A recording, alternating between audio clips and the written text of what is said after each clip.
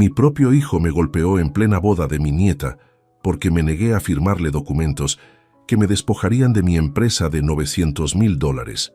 Pero lo que mi nieta reveló después dejó a todos en shock total. Si no te suscribes ahora, te vas a arrepentir de perderte el final de esta historia. Nunca pensé que la traición más brutal de mi vida llegaría envuelta en el dulce perfume de las rosas de la boda de mi nieta Isabela. A mis 68 años, creía haber visto todo lo que la vida podía ofrecerme. Construí un imperio desde la nada, enterré a mi esposa después de 40 años de matrimonio y dediqué cada fibra de mi ser a asegurar el futuro de mi familia. Pero esa tarde de sábado, mientras buscaba un lugar tranquilo para escapar del bullicio de la celebración, descubrí que mi propia sangre había estado tramando mi destrucción durante meses. Había entrado al estudio de la casa de campo donde se celebraba la boda, buscando un momento de paz. Las risas y la música se filtraban débilmente a través de las gruesas paredes de roble cuando escuché voces familiares provenientes del jardín justo al otro lado de la ventana entreabierta. Era mi hijo Ricardo, de 45 años, hablando con alguien por teléfono. Su voz tenía esa tonalidad fría y calculadora que solo usaba cuando discutía negocios importantes. «No, escúchame bien», decía con una urgencia que me heló la sangre. «El viejo está cada vez más terco.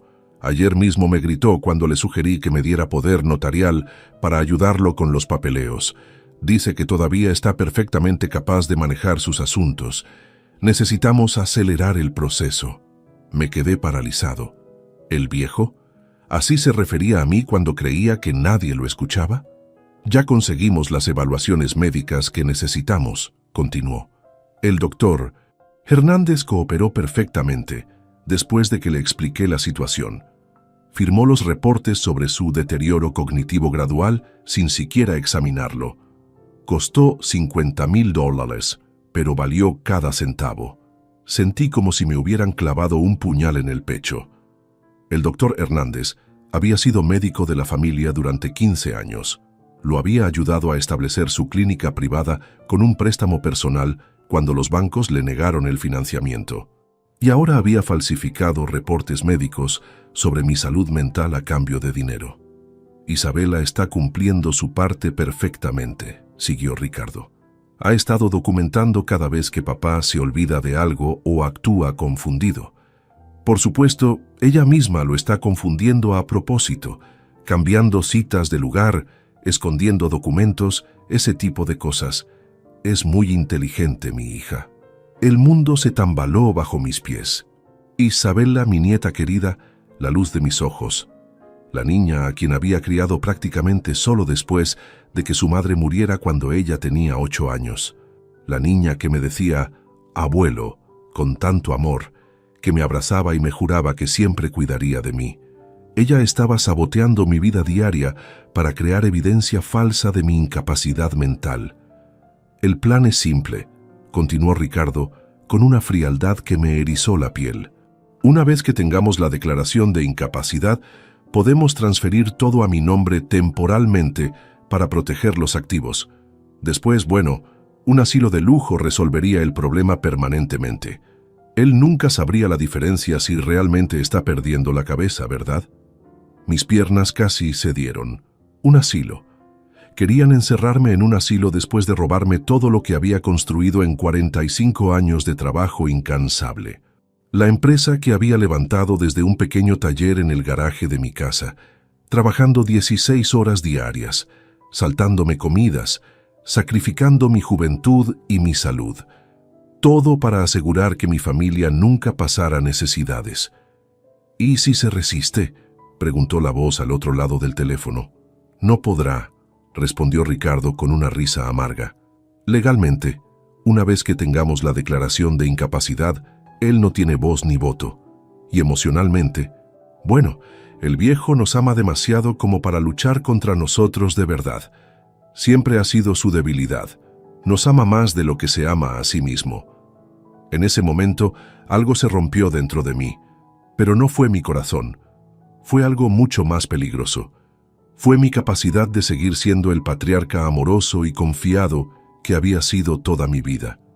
En su lugar, nació algo frío, calculador, implacable. Me di cuenta de que habían cometido un error fatal. Habían subestimado completamente con quién estaban jugando. Durante los siguientes minutos, escuché mientras Ricardo detallaba cómo habían estado manipulando mi entorno durante meses, cómo Isabela había estado reportando incidentes inventados a los abogados, cómo habían contactado a varios geriátricos de lujo para cuando llegara el momento, cómo ya habían comenzado a transferir fondos menores para probar el proceso sin que yo lo notara.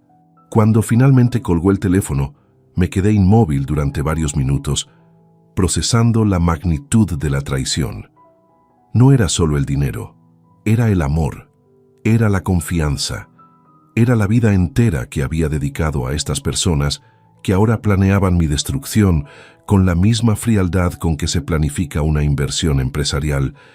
Pero mientras salía silenciosamente del estudio, una sonrisa fría comenzó a formarse en mis labios. Habían olvidado algo crucial.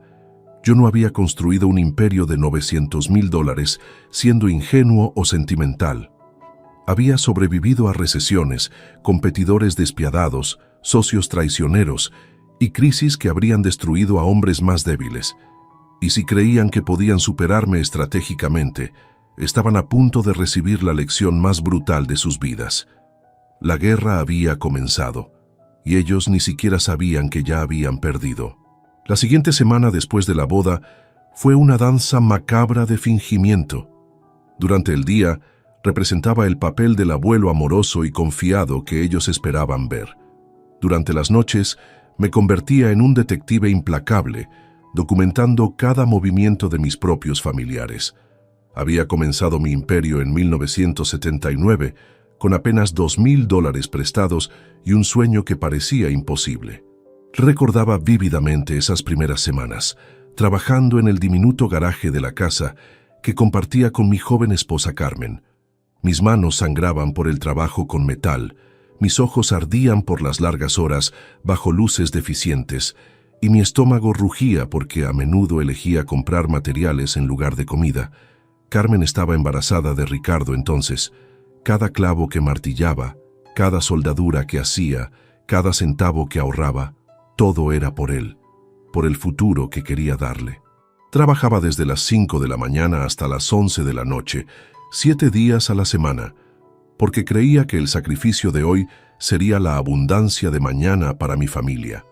Pero ahora, mientras revisaba discretamente los estados de cuenta bancarios en mi computadora, descubrí que Ricardo había estado haciendo retiros menores durante los últimos 8 meses, cantidades que individualmente no alarmarían a nadie.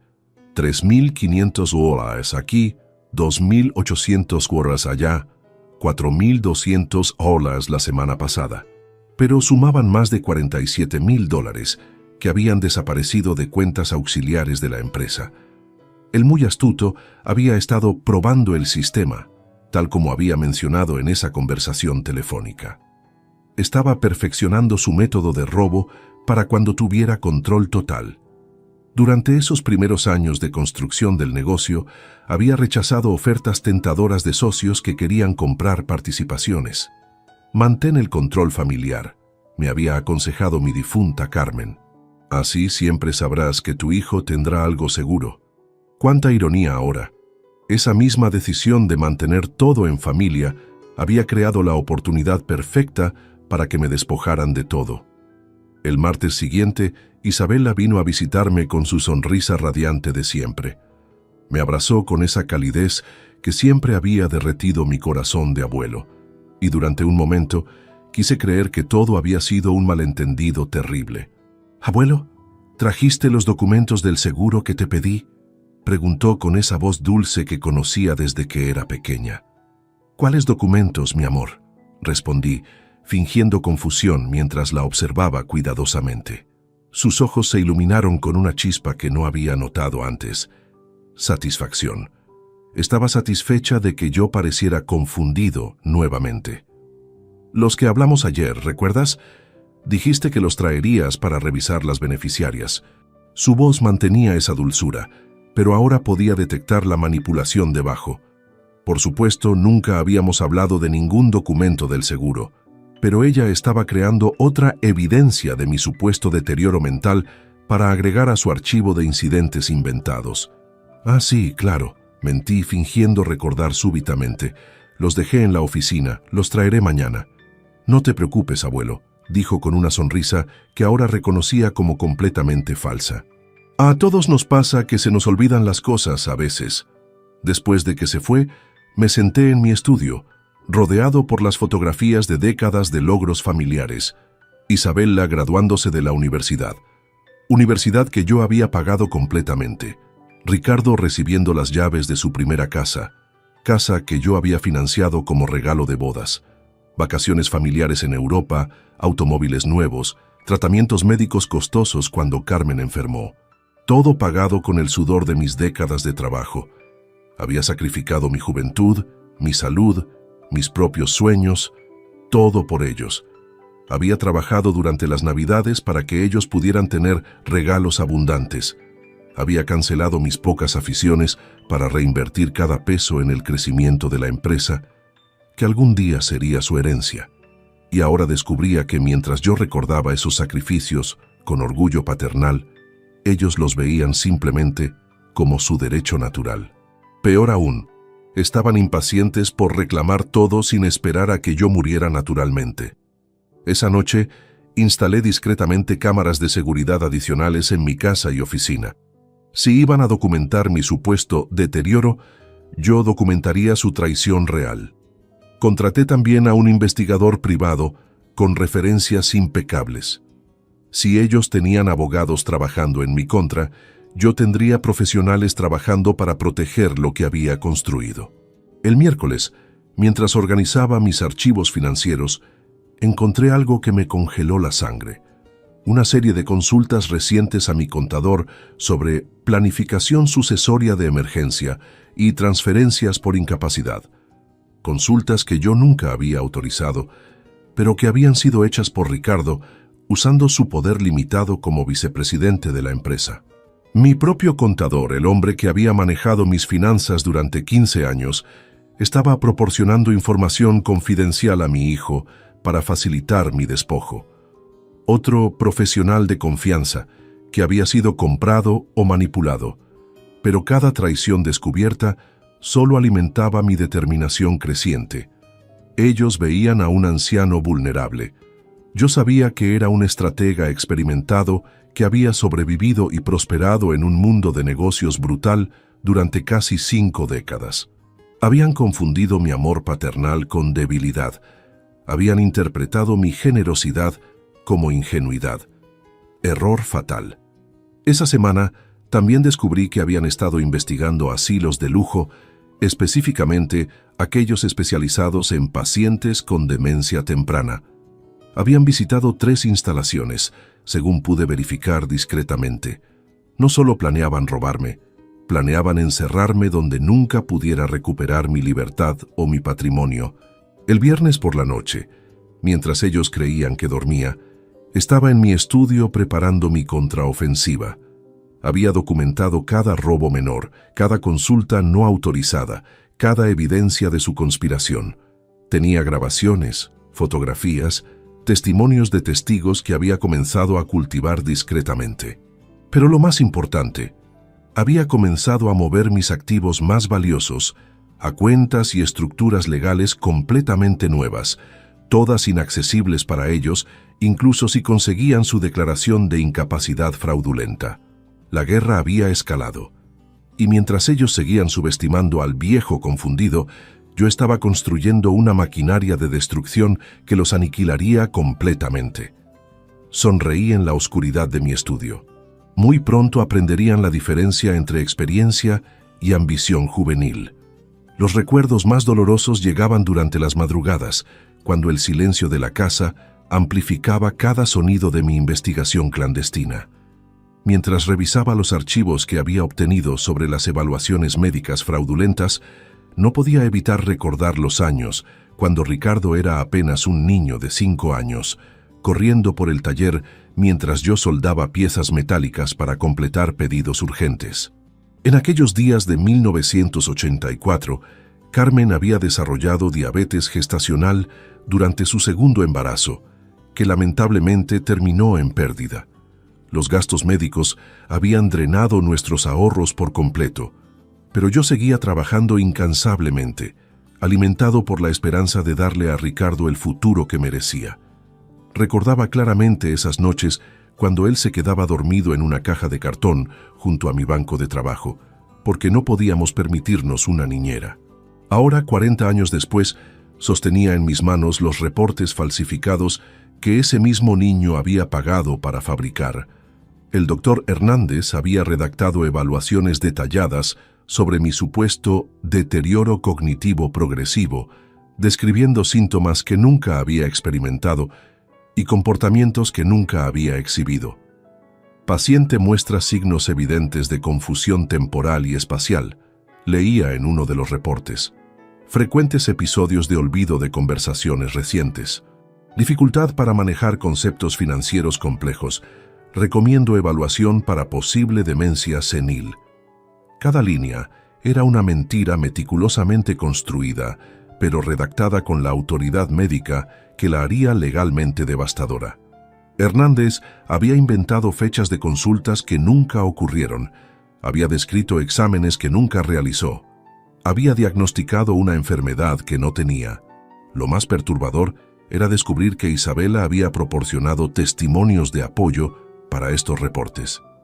Mi propia nieta había escrito declaraciones juradas describiendo incidentes completamente ficticios, conversaciones repetitivas que nunca tuvimos, confusión sobre fechas que nunca mostré, dificultades con tareas simples que nunca experimenté. Su escritura era elegante, persuasiva, completamente convincente. La había educado bien, demasiado bien aparentemente. Había financiado sus estudios de comunicación en la universidad privada más prestigiosa del país, pensando que esas habilidades la ayudarían a tener éxito en la vida. Nunca imaginé que las usaría para orquestar mi destrucción con tal sofisticación. Durante esos años formativos de los 80, había trabajado contratos de soldadura industrial que requerían levantarme a las 4 de la madrugada para llegar a sitios de construcción lejanos. Carmen empacaba mi almuerzo en una lonchera dañada que había comprado de segunda mano, siempre incluyendo una nota amorosa que guardaba en mi bolsillo durante las largas jornadas laborales. Para el mejor papá del mundo, escribía. Ricardo y yo te esperamos en casa. Esas notas me daban fuerzas para soportar el calor agobiante del verano trabajando con metal caliente o el frío penetrante del invierno en sitios de construcción sin calefacción. Cada peso ganado se convertía inmediatamente en mejores alimentos para mi familia, materiales para expandir el negocio o ahorros para el futuro de Ricardo. Había sacrificado mi cuerpo literalmente por ellos. Las cicatrices en mis brazos por quemaduras de soldadura, las contracturas en mi espalda por cargar materiales pesados, la pérdida parcial de audición por años de ruido industrial, todo era el precio que pagué gustosamente por su bienestar. Y ahora, mientras examinaba las facturas médicas falsificadas, veía que Ricardo había pagado $75,000 por esta farsa médica. Dinero que había robado gradualmente de las cuentas de la empresa que yo había construido con esas mismas manos cicatrizadas que ahora temblaban de indignación. El martes siguiente, decidí probar qué tan lejos estaban dispuestos a llegar con su charada. Durante el desayuno familiar semanal, tradición que había mantenido religiosamente durante décadas, mencioné casualmente que había estado considerando reorganizar mis testamentos. La reacción fue instantánea y reveladora. Ricardo casi se atragantó con su café, mientras Isabela se puso visiblemente tensa. Sus miradas se cruzaron con una comunicación silenciosa que confirmó mis peores sospechas. ¿Por qué querrías cambiar algo, papá?, preguntó Ricardo tratando de sonar casual, pero fallando miserablemente. Todo está perfectamente organizado como está. Bueno, respondí, observando sus expresiones cuidadosamente. He estado pensando en algunas donaciones caritativas. Tal vez destinar parte de la empresa a fundaciones educativas.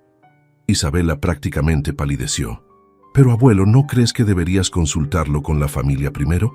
Es decir, Estas son decisiones muy importantes para tomarlas solo. Ahí estaba. La sugerencia sutil de que yo ya no era competente para tomar decisiones importantes sobre mi propio patrimonio. Era exactamente lo que esperaba escuchar, pero dolía de maneras que no había anticipado. Tienes razón, querida, dije con una sonrisa que ellos interpretaron como concordancia senil. Quizás debería pensarlo más, pero en realidad mi mente estaba funcionando con una claridad cristalina, calculando cada movimiento de mi contraofensiva.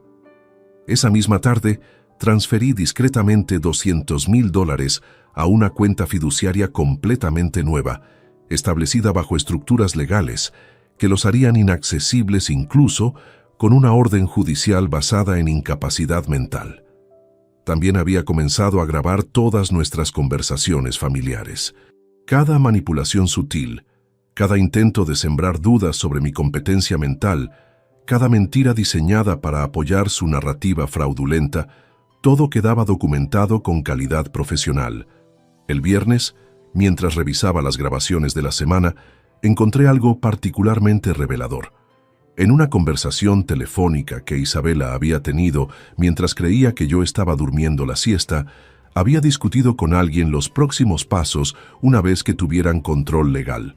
Una vez que esté internado podemos vender la casa inmediatamente, había dicho con una frialdad que me heló la sangre. El mercado inmobiliario está en su punto más alto en años. Deberíamos obtener al menos $850,000 por la propiedad.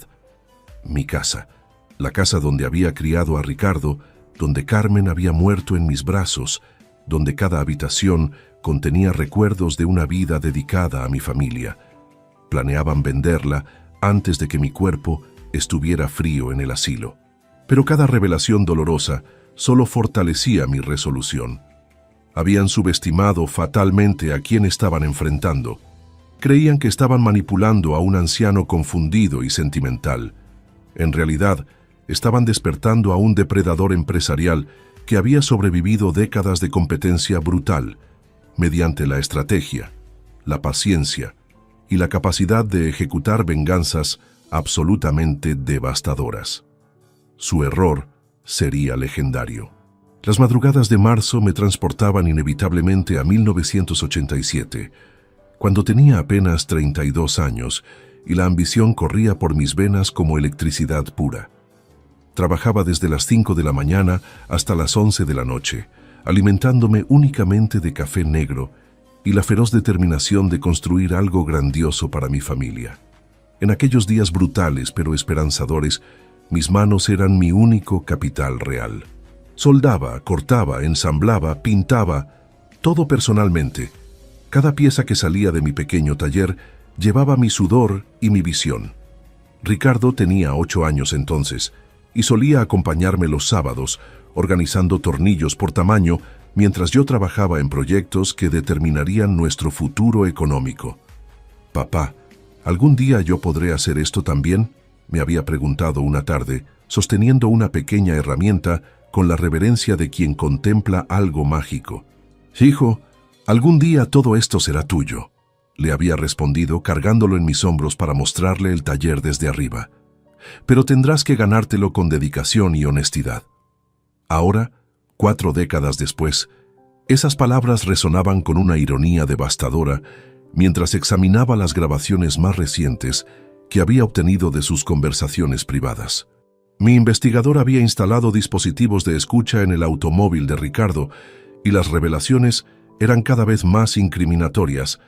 «El problema es que el viejo todavía parece demasiado alerta cuando hay testigos», había dicho Ricardo a su esposa durante su viaje matutino al trabajo. «Necesitamos provocar situaciones donde muestre más confusión públicamente». Su esposa, que siempre había sido cordial conmigo durante las reuniones familiares, respondió con una crueldad que me sorprendió. «¿Por qué no le cambias las fechas de las citas médicas? O mejor aún, programa 2 citas el mismo día y después actúa sorprendido cuando se confunda sobre cuál era la correcta». Estos eran mis familiares planeando sabotear mi vida cotidiana para fabricar evidencia de demencia. La mujer que había abrazado en su boda, a quien había regalado un collar de perlas de $15,000 como regalo de matrimonio, Estaba sugiriendo tácticas para destruir mi reputación mental. Durante esos años de construcción empresarial, había aprendido que el éxito requiere una memoria fotográfica para los detalles y una capacidad excepcional para detectar inconsistencias. Estas habilidades, desarrolladas durante décadas de negociaciones complejas, ahora me permitían documentar meticulosamente cada aspecto de su conspiración. Había comenzado a llevar un registro horario de mis actividades diarias, fotografiando documentos importantes, grabando conversaciones telefónicas empresariales y manteniendo un diario detallado de mi estado mental y físico. Si querían jugar el juego de la competencia mental, tendría evidencia abrumadora de mi lucidez absoluta. El miércoles siguiente, Isabela llegó con una propuesta aparentemente inocente. «Abuelo, ¿te gustaría que te ayude a organizar tus medicamentos? He notado que a veces te confundes con las dosis». Por supuesto, nunca me había confundido con mis medicamentos. Tomaba únicamente 2 prescripciones menores para la presión arterial y había mantenido el mismo régimen durante años sin problemas. Pero ella estaba creando otra oportunidad para documentar mi supuesta incompetencia. «Eso sería muy útil, querida», respondí, fingiendo gratitud mientras activaba discretamente la grabadora en mi bolsillo. Durante la siguiente hora, la observé reorganizar deliberadamente mis medicamentos de manera confusa, cambiando etiquetas y mezclando frascos, todo mientras comentaba con preocupación fingida sobre mi olvido creciente de las instrucciones médicas. «Veo que has estado tomando estas pastillas en horarios inconsistentes», mentía descaradamente, aunque yo había mantenido un horario riguroso durante meses. «Deberíamos considerar un enfermero que te visite diariamente para asegurar que las tomes correctamente». Un enfermero, otro testigo potencial para sus archivos de evidencia de mi incapacidad. Cada sugerencia aparentemente bondadosa era en realidad otro paso hacia mi encarcelamiento legal y físico. Esa noche, mientras transcribía las grabaciones del día, recordé vívidamente las lecciones que había aprendido durante la recesión de 1991, cuando competidores despiadados habían intentado apropiarse de mis contratos más lucrativos mediante tácticas sucias. Había sobrevivido y prosperado en ese ambiente hostil, desarrollando una paciencia estratégica que mis enemigos siempre subestimaban. Dejaba que revelaran completamente sus planes antes de actuar. Permitía que se sintieran seguros, confiados, incluso triunfantes, mientras yo acumulaba evidencia devastadora que los destruiría cuando llegara el momento perfecto. El viernes, durante otra llamada interceptada, Ricardo discutía los detalles finales con su abogado. «Una vez que tengamos la declaración de incapacidad, ¿cuánto tiempo necesitaremos para transferir los activos principales? Con la documentación médica que han proporcionado, deberíamos poder completar las transferencias en 72 horas», respondió el abogado. «Después de eso, él legalmente no podrá revertir nada, incluso si recuperara la competencia mental». 72 horas. Habían calculado exactamente cuánto tiempo necesitarían para robar el trabajo de mi vida entera. La precisión de su plan era casi admirable, excepto por un detalle fatal.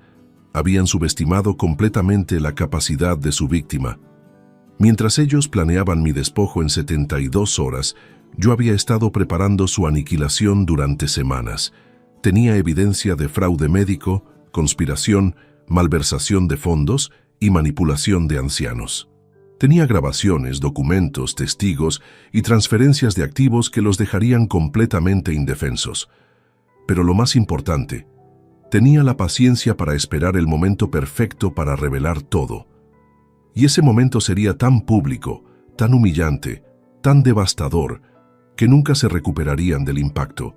La boda de Isabela se acercaba, y con ella, la oportunidad perfecta para ejecutar la lección más brutal de sus vidas.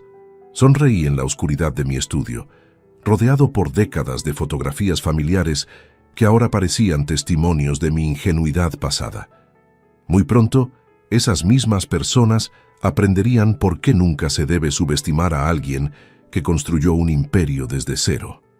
Los documentos del asilo llegaron por correo certificado un martes gris de abril, dirigidos a Ricardo, pero entregados erróneamente a mi buzón. El destino, parecía, tenía un sentido del humor perverso. Mientras sostenía el sobre Manila entre mis manos temblorosas, no de edad, sino de furia contenida, recordé vívidamente el día que sostuve por primera vez el diploma universitario de mi hijo. Era 1998 y Ricardo había terminado su carrera en administración de empresas con honores. Yo había trabajado turnos dobles durante 5 años consecutivos para pagar esa educación privada prestigiosa, vendiendo incluso mi motocicleta clásica que había restaurado como hobby personal. Carmen había llorado de orgullo en la ceremonia de graduación, susurrando: «Nuestro muchacho tendrá oportunidades que nosotros nunca tuvimos». Había invertido $180,000 en su educación, no solo en colegiaturas, sino en vivienda, automóvil, gastos personales y hasta un viaje de estudios a Europa que consideraba esencial para su formación internacional. Cada cheque lo firmaba con la satisfacción de estar construyendo el futuro de mi heredero. Ahora, 26 años después, esa educación costosa se había convertido en las herramientas sofisticadas que estaba usando para planear mi destrucción. Los documentos del asilo Jardines del Atardecer eran meticulosos, profesionales, devastadoramente detallados. Ricardo había solicitado informes sobre cuidado especializado para demencia progresiva y programas de seguridad para pacientes con tendencias a la fuga, como si fuera un criminal que necesitara ser contenido tras rejas doradas. El costo mensual era de $8,500, pagaderos desde los activos del paciente bajo administración familiar. Por supuesto, él se había asegurado de que yo financiara mi propia prisión. La eficiencia de su maldad era casi artística. Durante esas décadas de sacrificio paternal, había enseñado a Ricardo principios que creía fundamentales: honestidad, lealtad familiar, respeto por los mayores. Los domingos por la mañana, después de misa, solíamos caminar por el parque mientras yo le explicaba conceptos de negocio, ética empresarial y responsabilidad social. «Hijo, el dinero viene y va», le había dicho en una de esas caminatas cuando él tenía 15 años. «Pero la reputación y la integridad son lo único que realmente te define como hombre». Sus ojos brillaban con lo que yo interpretaba como admiración y respeto. Ahora me daba cuenta de que probablemente había estado calculando cuándo podría apropiarse de mí, dinero que viene y va, sin preocuparse por la integridad que yo consideraba tan importante. El viernes siguiente, durante otra de nuestras cenas familiares semanales, Ricardo mencionó casualmente su preocupación por mi bienestar. Su actuación había mejorado considerablemente con la práctica. «Papá, María y yo hemos estado discutiendo sobre tu seguridad aquí en la casa», comenzó, usando el nombre de su esposa para dar peso colectivo a su manipulación. «Esta casa es demasiado grande para una persona sola. Las escaleras podrían ser peligrosas si tienes un episodio de confusión». Un episodio de confusión.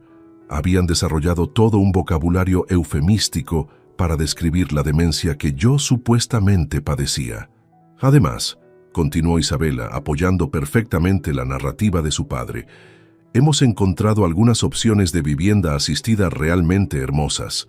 Lugares donde tendrías compañía constante y cuidado médico especializado. Vivienda asistida. Otro eufemismo elegante para prisión geriátrica. Podrías mantener tu independencia, mintió Ricardo descaradamente, pero con la tranquilidad de saber que hay profesionales disponibles las 24 horas.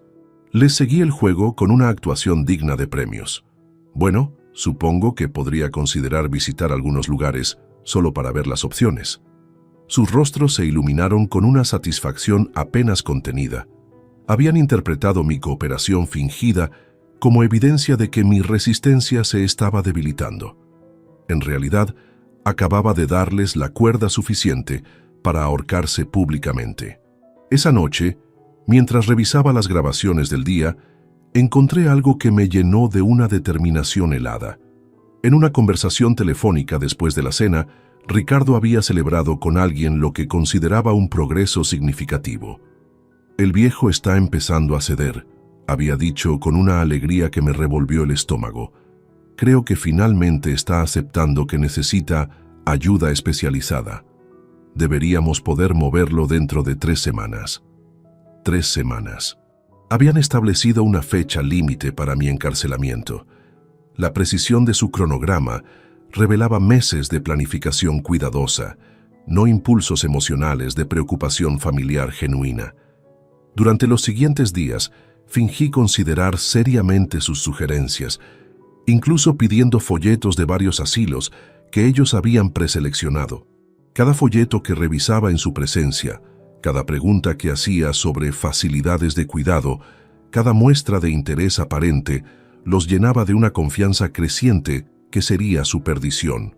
Pero mientras ellos celebraban privadamente mi supuesta capitulación, yo estaba finalizando los aspectos más devastadores de mi contraofensiva. Había contratado a un bufete de abogados diferente, uno que se especializaba en casos de abuso de ancianos y fraude familiar, sin que ellos tuvieran la menor sospecha. También había comenzado a documentar meticulosamente mi capacidad mental y física mediante evaluaciones médicas independientes con especialistas que ellos no conocían. Tenía certificaciones neurológicas, psiquiátricas y cognitivas que demostraban inequívocamente mi competencia total, todas fechadas y notarizadas profesionalmente. El martes siguiente, Isabela llegó con contratos de poder legal limitado, que supuestamente me ayudarían con asuntos administrativos menores, mientras mantenía mi autonomía principal. Por supuesto, los documentos estaban redactados de tal manera que le otorgarían control prácticamente total sobre mis finanzas una vez firmados. Es solo para cosas pequeñas, abuelo. Mentía con esa sonrisa dulce que una vez había derretido mi corazón. Pagar facturas, hacer depósitos, cosas rutinarias que no deberías tener que preocuparte de manejar. Revisé los documentos cuidadosamente, fingiendo consideración seria mientras secretamente grababa cada palabra de su explicación fraudulenta. Después de 20 minutos de análisis teatral, dije: «Déjame pensarlo durante el fin de semana, querida». Su frustración momentánea fue deliciosa de observar, aunque la ocultó rápidamente tras otra sonrisa artificial. Esa noche, solo en mi estudio, sonreí con una satisfacción feroz mientras organizaba las últimas piezas de mi venganza perfecta. Tenía evidencia de fraude médico, conspiración criminal, malversación de fondos y abuso de ancianos. Tenía grabaciones, documentos, testimonios de testigos y evaluaciones médicas que demolerían completamente su casa de mentiras. Pero lo más importante, tenía la fecha perfecta para revelar todo. La boda de Isabela estaba programada para dentro de 2 semanas y sería el escenario perfecto para la humillación más pública y devastadora de sus vidas. Habían subestimado fatalmente a su víctima. Muy pronto, descubrirían el costo real de traicionar a alguien que había sobrevivido y prosperado en un mundo despiadado durante 5 décadas. La madrugada del miércoles, encontré los documentos más incriminatorios hasta ahora. Transferencias de propiedad ya redactadas, esperando únicamente mi firma o una orden judicial de incapacidad. Estaban escondidos en el maletín de Ricardo, que había dejado accidentalmente en mi casa después de nuestra última reunión familiar. Mi investigador privado había fotografiado cada página antes de devolverlo discretamente a su lugar. Mientras examinaba esos papeles bajo la luz de mi lámpara de escritorio, mi mente viajó inevitablemente a 1992, el año que había marcado el despegue definitivo de mi empresa. Acababa de conseguir el contrato más grande de mi carrera: la fabricación de estructuras metálicas para un complejo comercial de 20 pisos. Era un proyecto de $2.3 millones que requeriría expandir mi operación, contratar 40 empleados adicionales y arriesgar todo lo que había construido hasta entonces. Carmen estaba embarazada nuevamente, nuestro segundo intento después de la pérdida devastadora de 1984. Los médicos habían recomendado reposo absoluto y cuidados especiales que costaban $3,000 mensuales adicionales. Pero yo veía ese contrato como la oportunidad de asegurar no solo nuestro presente, sino el futuro de nuestros hijos por generaciones. Trabajé 120 horas semanales durante 8 meses consecutivos para cumplir ese contrato. Dormía 4 horas por noche en un catre instalado en la oficina del taller. Mis comidas consistían en sándwiches que Carmen preparaba y que yo devoraba entre soldaduras. Perdí 18 kilos durante ese periodo, pero gané algo invaluable: la reputación que me convertiría en el fabricante de estructuras metálicas más respetado de la región. Con las ganancias de ese proyecto, había comprado la casa donde ahora vivía. La casa que, según los documentos robados, Ricardo planeaba vender por $950,000 dentro de 6 meses. La ironía era brutal. Había construido esa casa específicamente pensando en crear un hogar multigeneracional donde mis descendientes pudieran prosperar juntos. Había diseñado personalmente cada habitación, el estudio amplio, donde Ricardo podría manejar los aspectos administrativos del negocio familiar. La habitación principal en la planta baja para cuando Carmen y yo fuéramos mayores. Incluso una suite independiente para Isabela cuando decidiera mudarse con nosotros después de la universidad. Esta casa será el centro de nuestra dinastía familiar, le había dicho a Carmen mientras plantábamos el roble en el jardín frontal. Nuestros nietos jugarán bajo este árbol, y sus hijos también. Ahora ese mismo árbol, ya maduro y majestuoso, sería testigo de la subasta pública de la propiedad que había construido con tanto amor. Los documentos especificaban incluso los agentes inmobiliarios que ya habían contactado, las tasaciones preliminares que habían obtenido y los compradores potenciales que habían identificado. El jueves siguiente, durante nuestra reunión empresarial semanal, Ricardo presentó lo que llamó propuestas de modernización administrativa para la compañía. Su presentación de PowerPoint era profesional, convincente, aparentemente lógica y completamente diseñada para facilitar su futuro control total. Papá, creo que deberíamos consolidar todas las cuentas bancarias bajo un sistema de gestión centralizada, propuso con la confianza de quien cree que su víctima está completamente indefensa. Esto simplificaría enormemente los reportes fiscales y la planificación financiera. Por supuesto, esa consolidación le otorgaría acceso irrestricto a fondos que actualmente requerían mi autorización personal para cualquier movimiento significativo. También deberíamos considerar transferir la titularidad de algunos activos principales a una estructura corporativa más moderna, continuó, mostrando gráficos que hacían parecer inevitable su sugerencia. Esto nos protegería de responsabilidades legales potenciales y optimizaría nuestras obligaciones tributarias. Cada sugerencia sonaba razonable superficialmente, pero yo reconocía la estrategia. Estaba preparando el terreno legal para apropiarse de todo sin necesidad de declararme incompetente. Si conseguía que yo firmara esos cambios voluntariamente, ni siquiera necesitaría los reportes médicos fraudulentos. Son ideas interesantes, hijo, respondí con la sonrisa benévola que él esperaba ver. Déjame revisar los detalles durante el fin de semana. Su satisfacción era palpable. Creía que finalmente había encontrado la manera de obtener control sin el riesgo de un proceso legal complicado. En realidad, acababa de proporcionarme evidencia adicional de premeditación y manipulación que sería devastadora en los procedimientos judiciales que él no sabía que se aproximaban. Esa noche, mientras transcribía las grabaciones de nuestra reunión, descubrí algo que me llenó de una furia helada. En una conversación telefónica posterior con su esposa, Ricardo había celebrado lo que consideraba un triunfo estratégico. El viejo está mordiendo el anzuelo perfectamente, había dicho con una alegría que me revolvió las entrañas. Si firma estos documentos, no necesitaremos pasar por el proceso de incapacidad. Podemos tomar control inmediatamente y él nunca sabrá lo que pasó hasta que sea demasiado tarde. ¿Y si sospecha algo?, había preguntado su esposa. No lo hará, había respondido Ricardo con una arrogancia que selló su destino. Lleva meses mostrando signos de confusión. Para cuando se dé cuenta de lo que firmó, ya estaremos en control total y él estará seguramente internado. Seguramente internado. Habían progresado desde considerar el asilo como una opción hasta verlo como una certeza inevitable. Mi encarcelamiento ya no era parte de su plan, era su objetivo principal. El viernes, Isabela llegó con lo que describió como documentos de emergencia médica, que toda persona responsable debería tener preparados. Eran formularios de consentimiento para tratamientos médicos, autorización para decisiones de fin de vida y poderes hospitalarios que le otorgarían control total sobre mi cuidado médico. «Es solo por precaución, abuelo», mintió con esa dulzura venenosa que había perfeccionado. «Si alguna vez tuvieras una emergencia médica y no pudieras comunicar tus deseos, queremos asegurarnos de que respetemos exactamente lo que tú querrías».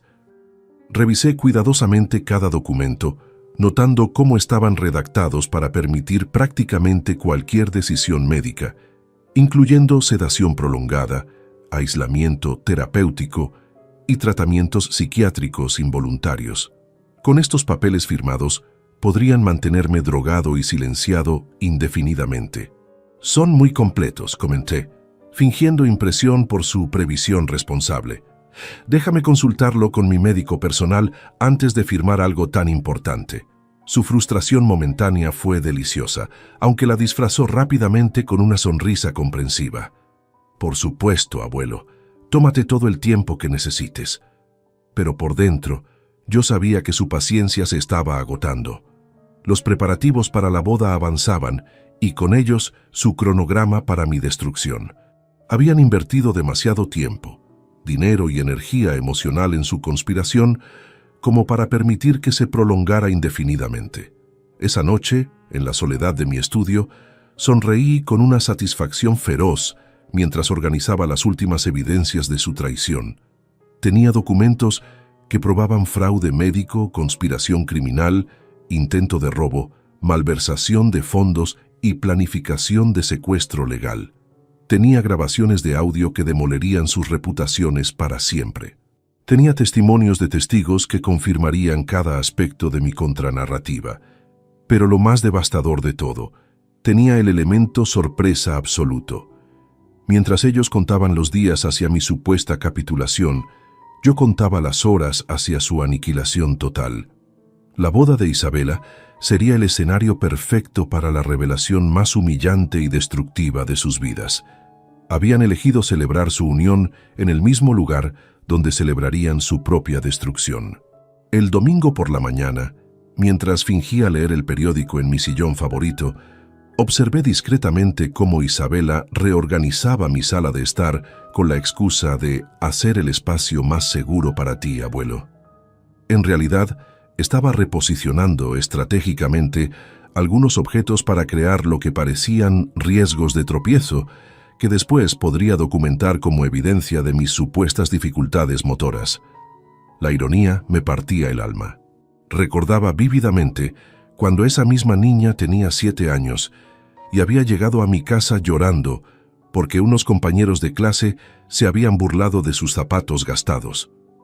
Carmen había muerto apenas un año antes, y yo estaba luchando simultáneamente contra la depresión devastadora y la responsabilidad de criar sola a una nieta huérfana de madre.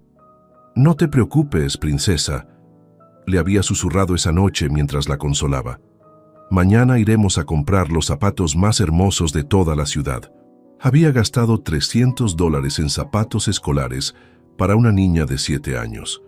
Dinero que representaba casi una semana completa de trabajo en aquellos tiempos más difíciles.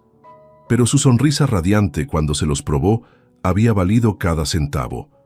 La había cargado en mis hombros por toda la tienda, prometiéndole que nunca más tendría que sentirse menos que cualquier otro niño. «Eres mi tesoro más preciado», le había dicho mientras la acostaba esa noche. «Haría cualquier cosa por verte feliz». Ahora, 30 años después, esa misma niña estaba usando esas memorias de amor incondicional como herramientas para destruir mi libertad. Cada gesto de preocupación era en realidad una maniobra calculada en su estrategia de documentación. «Abuelo, he notado que dejas las luces encendidas con frecuencia», comentó mientras ajustaba una lámpara de mesa para que quedara en una posición precaria. Ayer encontré 3 habitaciones iluminadas sin que estuvieras en ninguna de ellas. Por supuesto, era otra mentira fabricada. Yo había desarrollado hábitos meticulosos de conservación energética durante décadas, de construir un negocio desde cero. Jamás desperdiciaba electricidad. Pero ella estaba creando otra entrada en su archivo de comportamientos preocupantes del abuelo. También, continuó con esa voz dulcemente venenosa que había perfeccionado, creo que deberíamos instalar algunas cámaras de seguridad en las áreas principales de la casa. No para vigilarte, mintió descaradamente, sino para tu protección en caso de emergencias. Cámaras de seguridad. Querían monitorear cada uno de mis movimientos las 24 horas del día, presumiblemente para documentar episodios que podrían usar como evidencia legal. La sofisticación de su plan era casi admirable en su maldad pura. Durante las siguientes horas, la observé implementar lo que solo podía describir como sabotaje doméstico sistemático. Aflojó ligeramente una pata de mi mesa de comedor favorita para que se tambaleara cuando la usara. Reorganizó los libros en mi biblioteca personal para que pareciera desorganización mental. Incluso cambió sutilmente la configuración de mi televisor para que pareciera que yo había estado confundido con la tecnología. Cada acción destructiva era ejecutada con la precisión de una profesional, mientras mantenía una conversación aparentemente amorosa sobre planes familiares y su próxima boda. La dualidad era psicológicamente devastadora: destruir mi entorno mientras profesaba amor y preocupación. El martes siguiente, Ricardo llegó con lo que describió como un especialista en seguridad domiciliaria, un hombre corpulento llamado Miguel, que supuestamente evaluaría riesgos potenciales en mi hogar. Por supuesto, era en realidad otro actor en su teatro de manipulación. Señor Eduardo, dijo Miguel con una seriedad profesional perfectamente calibrada, he identificado varios aspectos de su hogar que podrían representar riesgos para alguien en su situación particular. Mi situación particular. Incluso este desconocido había sido brifeado sobre mi supuesta condición mental deteriorada. Durante las siguientes 2 horas, Miguel documentó meticulosamente cada aspecto de mi casa que podría ser interpretado como peligroso para una persona con demencia. Escaleras que había subido sin problemas durante 15 años, alfombras que nunca me habían causado tropiezos. Incluso, mi propia biblioteca personal fue catalogada como riesgo de objetos pesados cayendo. Recomiendo encarecidamente la instalación de barras de seguridad, alfombras antideslizantes y supervisión regular, dictó para su reporte oficial. Esta residencia no es apropiada para ocupación independiente por parte de alguien con deterioro cognitivo progresivo. Era exactamente lo que Ricardo había ordenado.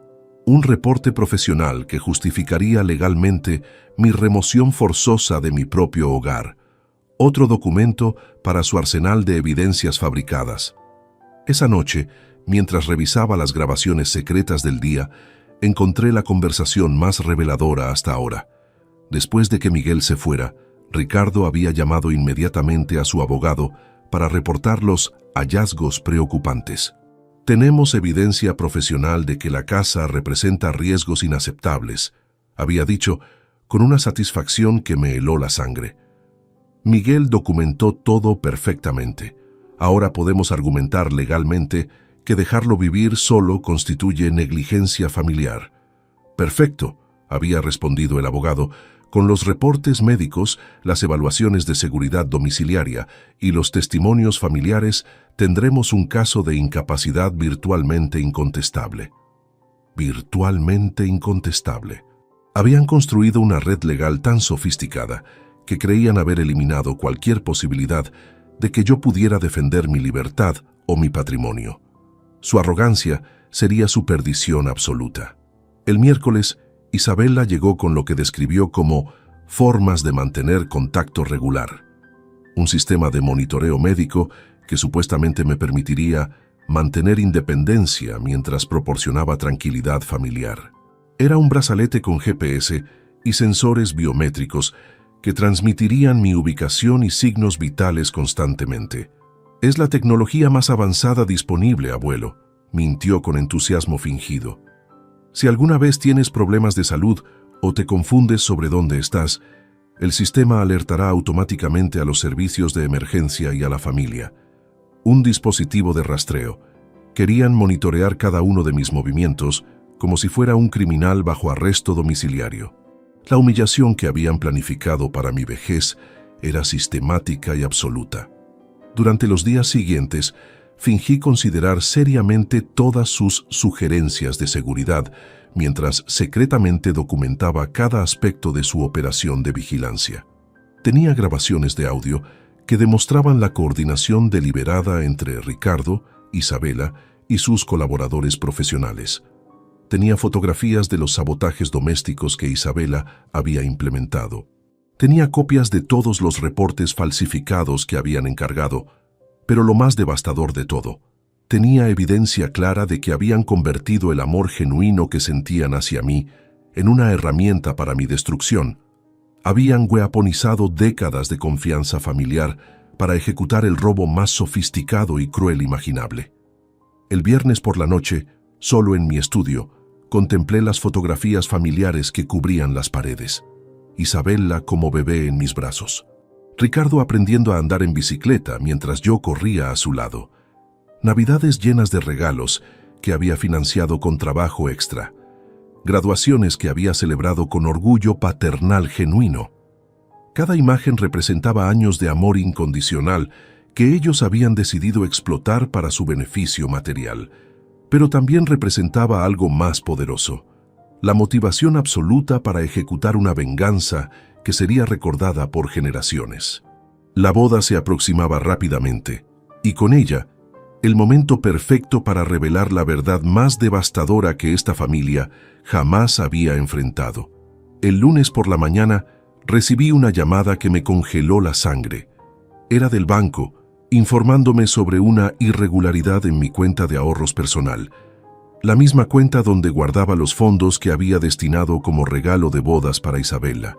Alguien había intentado transferir $50,000 usando una autorización que llevaba mi firma falsificada. Mientras conducía hacia el banco para investigar personalmente, mi mente se transportó inevitablemente a 2015, cuando Isabela había llegado a mi oficina con lágrimas genuinas rodando por sus mejillas. Tenía 22 años y acababa de recibir la notificación de que había sido aceptada en el programa de maestría en Marketing Internacional de la Universidad de Barcelona, un sueño que había perseguido durante años. Abuelo, es la oportunidad de mi vida. Había sollozado en mis brazos.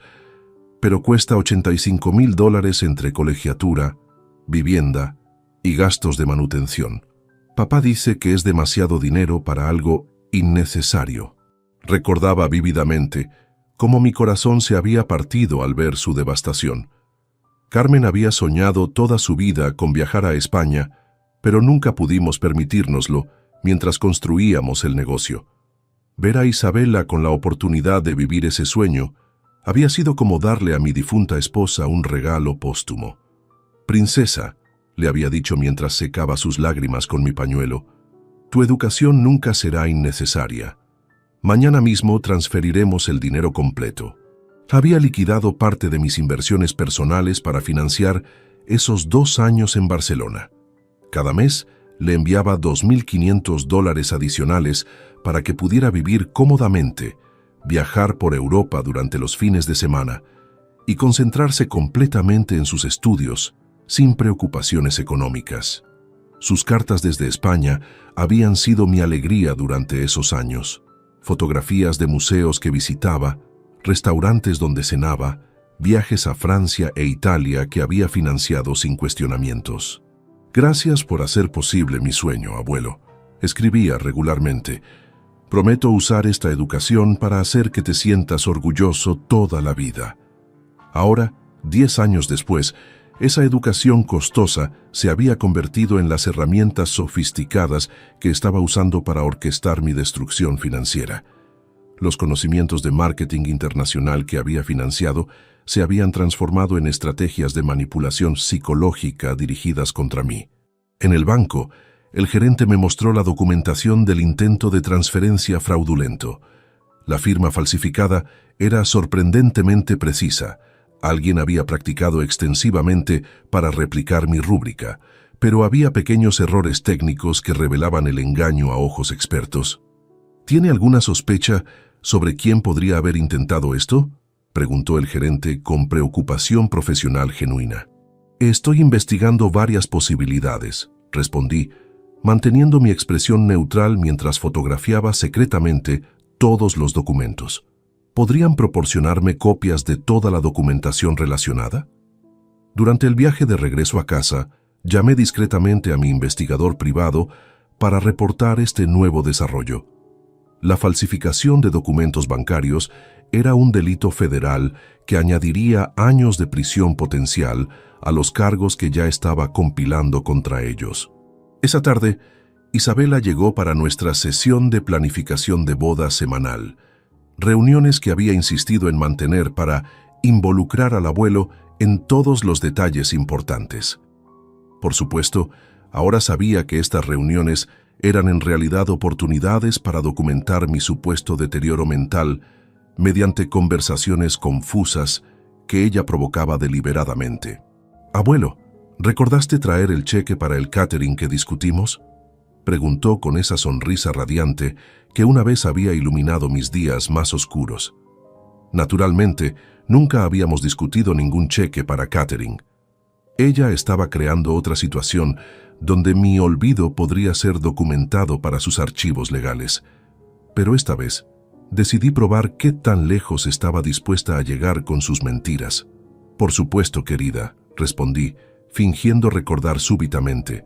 «¿Era por 15,000 o 25,000? Mi memoria ya no es lo que era». Sus ojos se iluminaron con una codicia que me resultó físicamente repulsiva. «Eran 25,000, abuelo, para el menú premium que elegimos la semana pasada». $25,000. Había inflado instantáneamente la cantidad en $10,000 adicionales cuando creyó que yo estaba confundido sobre los números. Su avaricia había superado incluso su cautela estratégica. «Claro, tienes razón», mentí mientras activaba discretamente la grabadora en mi bolsillo. «Déjame preparar el cheque ahora mismo». Durante los siguientes 30 minutos, la observé construir una elaborada ficción sobre gastos de boda completamente inventados. Flores adicionales que nunca habíamos discutido, música en vivo que supuestamente había aprobado, incluso una luna de miel extendida que, según ella, había prometido financiar como regalo especial. Para cuando terminó su actuación, había fabricado $73,000 en gastos ficticios que esperaba que yo pagara, basándome en conversaciones que jamás habían ocurrido. La sofisticación de su estafa era casi artística en su audacia descarada.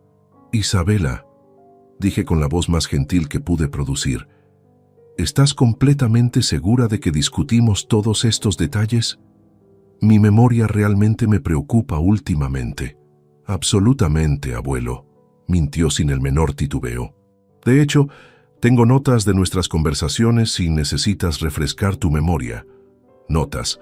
Había fabricado documentación escrita de conversaciones imaginarias para respaldar sus reclamaciones financieras fraudulentas. El nivel de premeditación era escalofriante. Esa noche, mientras transcribía las grabaciones del día, encontré algo que me llenó de una furia helada. En una llamada telefónica posterior, Isabela había celebrado con alguien lo que consideraba un éxito estratégico mayor. «El viejo está empezando a firmar cheques sin hacer preguntas», había dicho con una alegría que me revolvió las entrañas. «Su confusión sobre los números está empeorando rápidamente. Podríamos drenar sus cuentas líquidas mucho antes de lo planeado». «¿Cuánto crees que puedes extraer antes de la boda?», había preguntado la voz al otro lado de la línea. «Si sigo escalando gradualmente las cantidades, probablemente $200,000 durante las próximas 3 semanas», había respondido Isabela con la frialdad de un contador calculando ganancias trimestrales. «Para cuando se dé cuenta, ya estaremos en control legal total y él estará internado». $200,000. Mi propia nieta había calculado exactamente cuánto dinero podía robarme antes de ejecutar la fase final de mi encarcelamiento. La precisión de su maldad era absolutamente escalofriante. El miércoles siguiente, llegó con lo que describió como documentos de emergencia familiar, que toda persona responsable debería firmar antes de eventos importantes como bodas.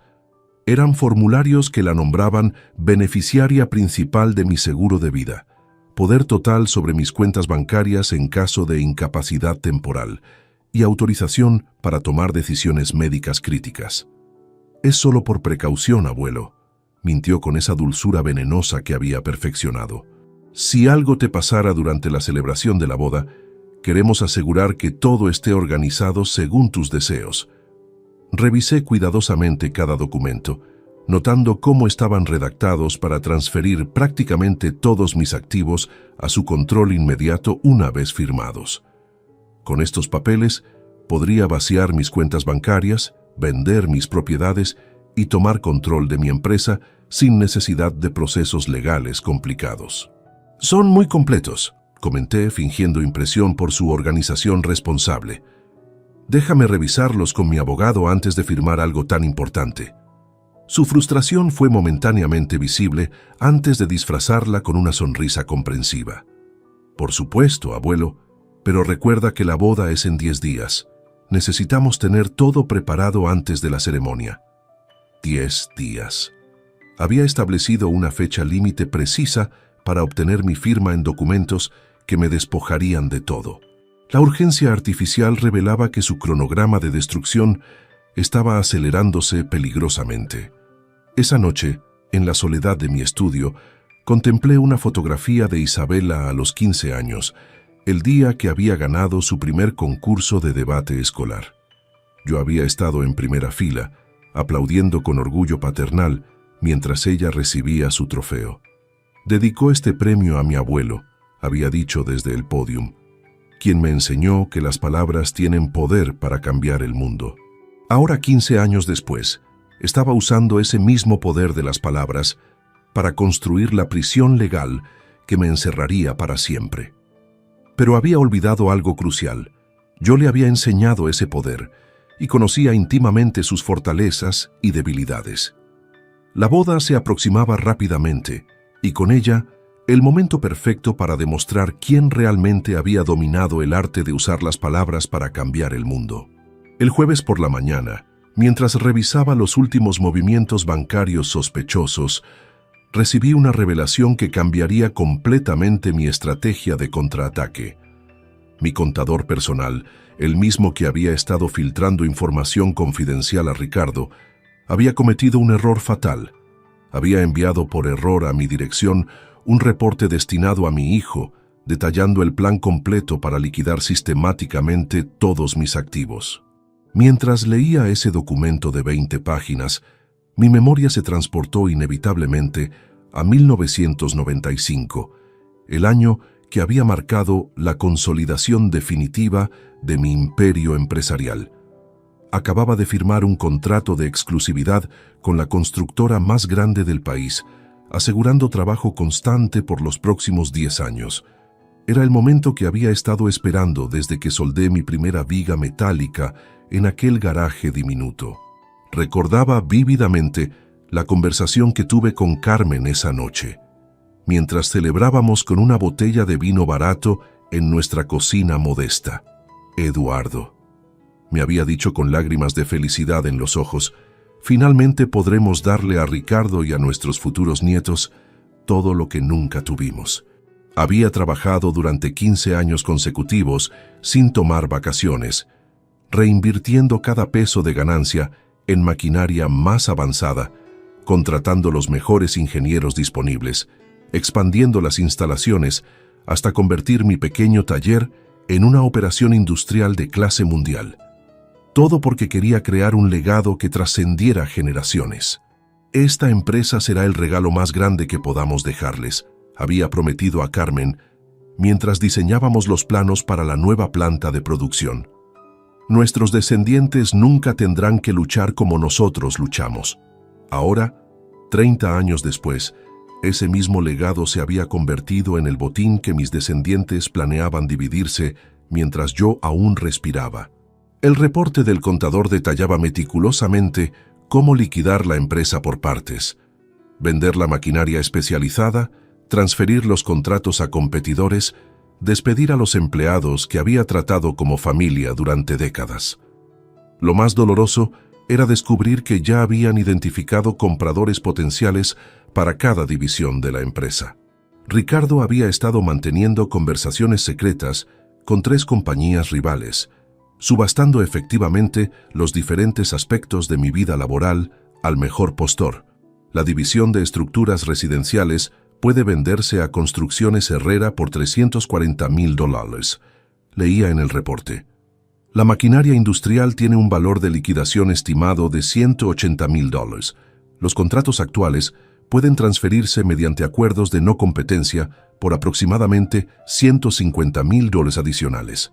Habían reducido 40 años de mi vida a líneas numéricas en una hoja de cálculo.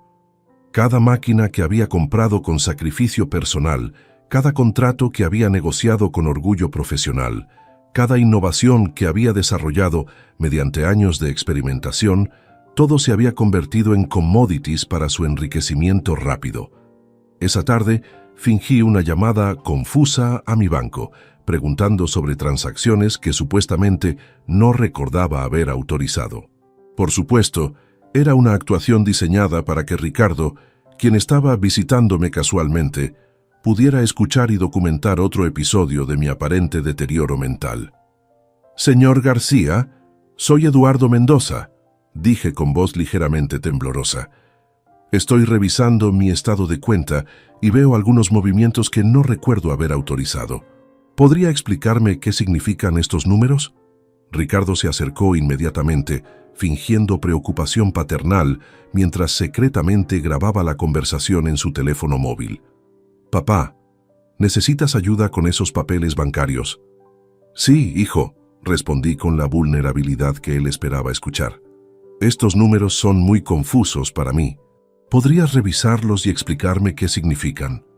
Durante la siguiente hora, lo observé ayudarme a entender mis propias finanzas, creando deliberadamente más confusión mientras documentaba cada momento de mi supuesta incompetencia.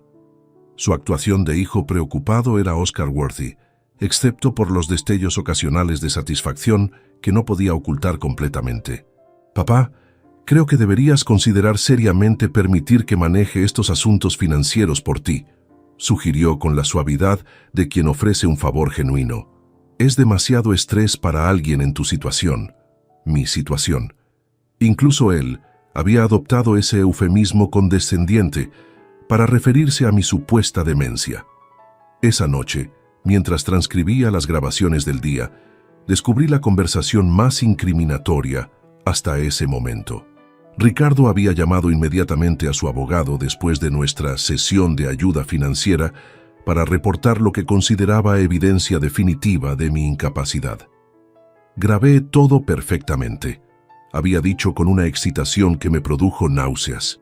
No pudo entender conceptos bancarios básicos que ha manejado durante décadas. Incluso se confundió sobre el saldo de su cuenta principal. Es exactamente lo que necesitábamos para el proceso de incapacidad. «Excelente», había respondido el abogado. «Con esta evidencia adicional podemos proceder con la petición judicial la próxima semana. Una vez que tengamos la orden de incapacidad, tendrán 72 horas para completar todas las transferencias de activos. 72 horas. El cronograma para robar mi vida entera se había acelerado a menos de 3 días una vez que obtuvieran la declaración legal que buscaban. El viernes, Isabela llegó con lo que describió como la sorpresa más especial para el abuelo más maravilloso del mundo. Era un álbum de fotografías que había preparado como regalo de agradecimiento por todo lo que había hecho por ella durante su vida. Mientras hojeaba esas páginas cuidadosamente organizadas, cada imagen era un puñal emocional dirigido directamente a mi corazón paternal. Isabela bebé en mis brazos el día que nació. Isabela de 5 años montando la bicicleta rosa que le había regalado para su cumpleaños. Isabela graduándose de preparatoria con la beca de excelencia académica que había financiado mediante tutorías privadas. Cada fotografía representa un momento en que me demostraste amor incondicional, abuelo, dijo con lágrimas que parecían completamente genuinas. Quiero que sepas cuánto significa para mí todo lo que has sacrificado por nuestra familia. Sus palabras eran perfectas, su emoción parecía auténtica, su gratitud sonaba sincera. Si no hubiera sabido la verdad sobre sus planes, habría estado conmovido hasta las lágrimas por su gesto aparentemente amoroso. También preparé esto, continuó, entregándome un sobre elegante. Es una carta explicando exactamente cómo me has ayudado a convertirme en la mujer que soy hoy. Abrí la carta con manos deliberadamente temblorosas, fingiendo la emotividad que ella esperaba provocar. Pero mientras leía sus palabras elocuentes sobre mi amor paternal y mis sacrificios generosos, sabía que cada línea era parte de su estrategia para desarmar mis defensas emocionales antes del golpe final. Querido abuelo, comenzaba la carta, no existen palabras suficientes para expresar mi gratitud por los incontables sacrificios que has hecho por mí. Tu amor ha sido la constante más hermosa de mi vida, y tu generosidad ha hecho posible cada uno de mis logros. Cada palabra estaba calculada para maximizar mi vulnerabilidad emocional. Estaba weaponizando décadas de amor genuino como preparación psicológica para el momento cuando me pediría firmar los documentos que completarían mi destrucción. Esa noche, en la soledad de mi estudio, contemplé el álbum de fotografías mientras escuchaba las grabaciones de audio que habían revelado sus planes reales. La juxtaposición era psicológicamente devastadora.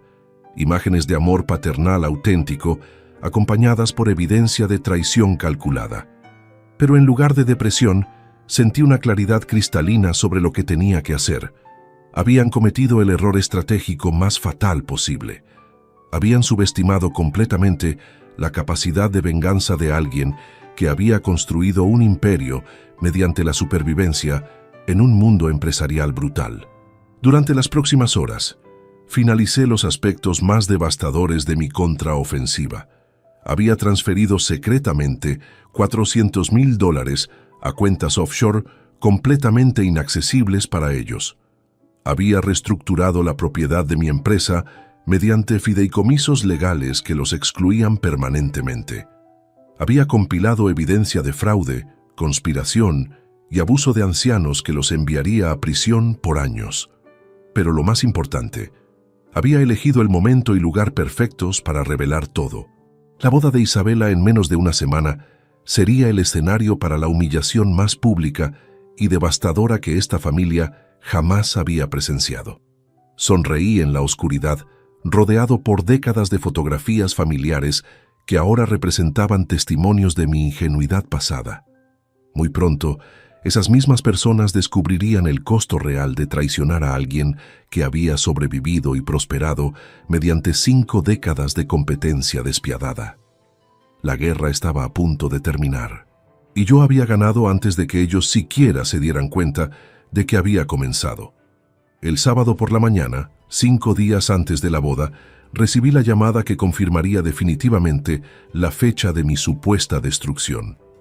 Era del doctor Hernández, el médico corrupto que había falsificado mis evaluaciones, informándome sobre una cita de seguimiento urgente programada para el lunes por la mañana, cita que yo jamás había solicitado.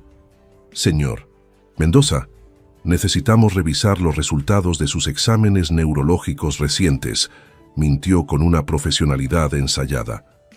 He detectado algunas irregularidades que requieren atención inmediata.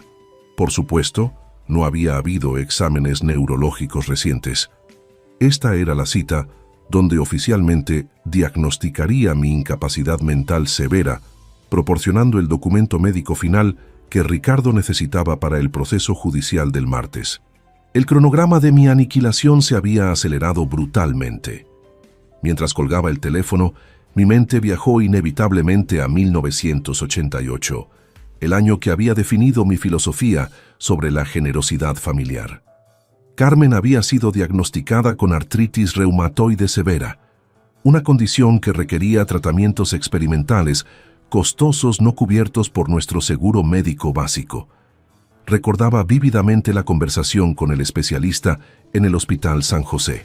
Señor Mendoza, este tratamiento podría darle a su esposa décadas adicionales de vida sin dolor, había explicado el doctor. pero cuesta $45,000 anuales durante al menos 5 años. $225,000. Era prácticamente todo lo que había ahorrado durante 10 años de trabajo incansable. Pero cuando miré a Carmen, sentada en esa silla de ruedas con los ojos llenos de dolor silencioso, la decisión fue instantánea. «Doctor, comenzamos el tratamiento inmediatamente», había declarado sin titubear. «Mi esposa vale más que cualquier cantidad de dinero».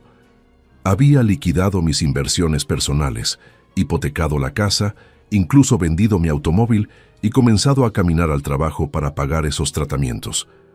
Durante 5 años consecutivos, cada peso extra se destinaba a las medicinas de Carmen, mientras yo vestía la misma ropa gastada y comía una sola comida diaria para estirar nuestro presupuesto.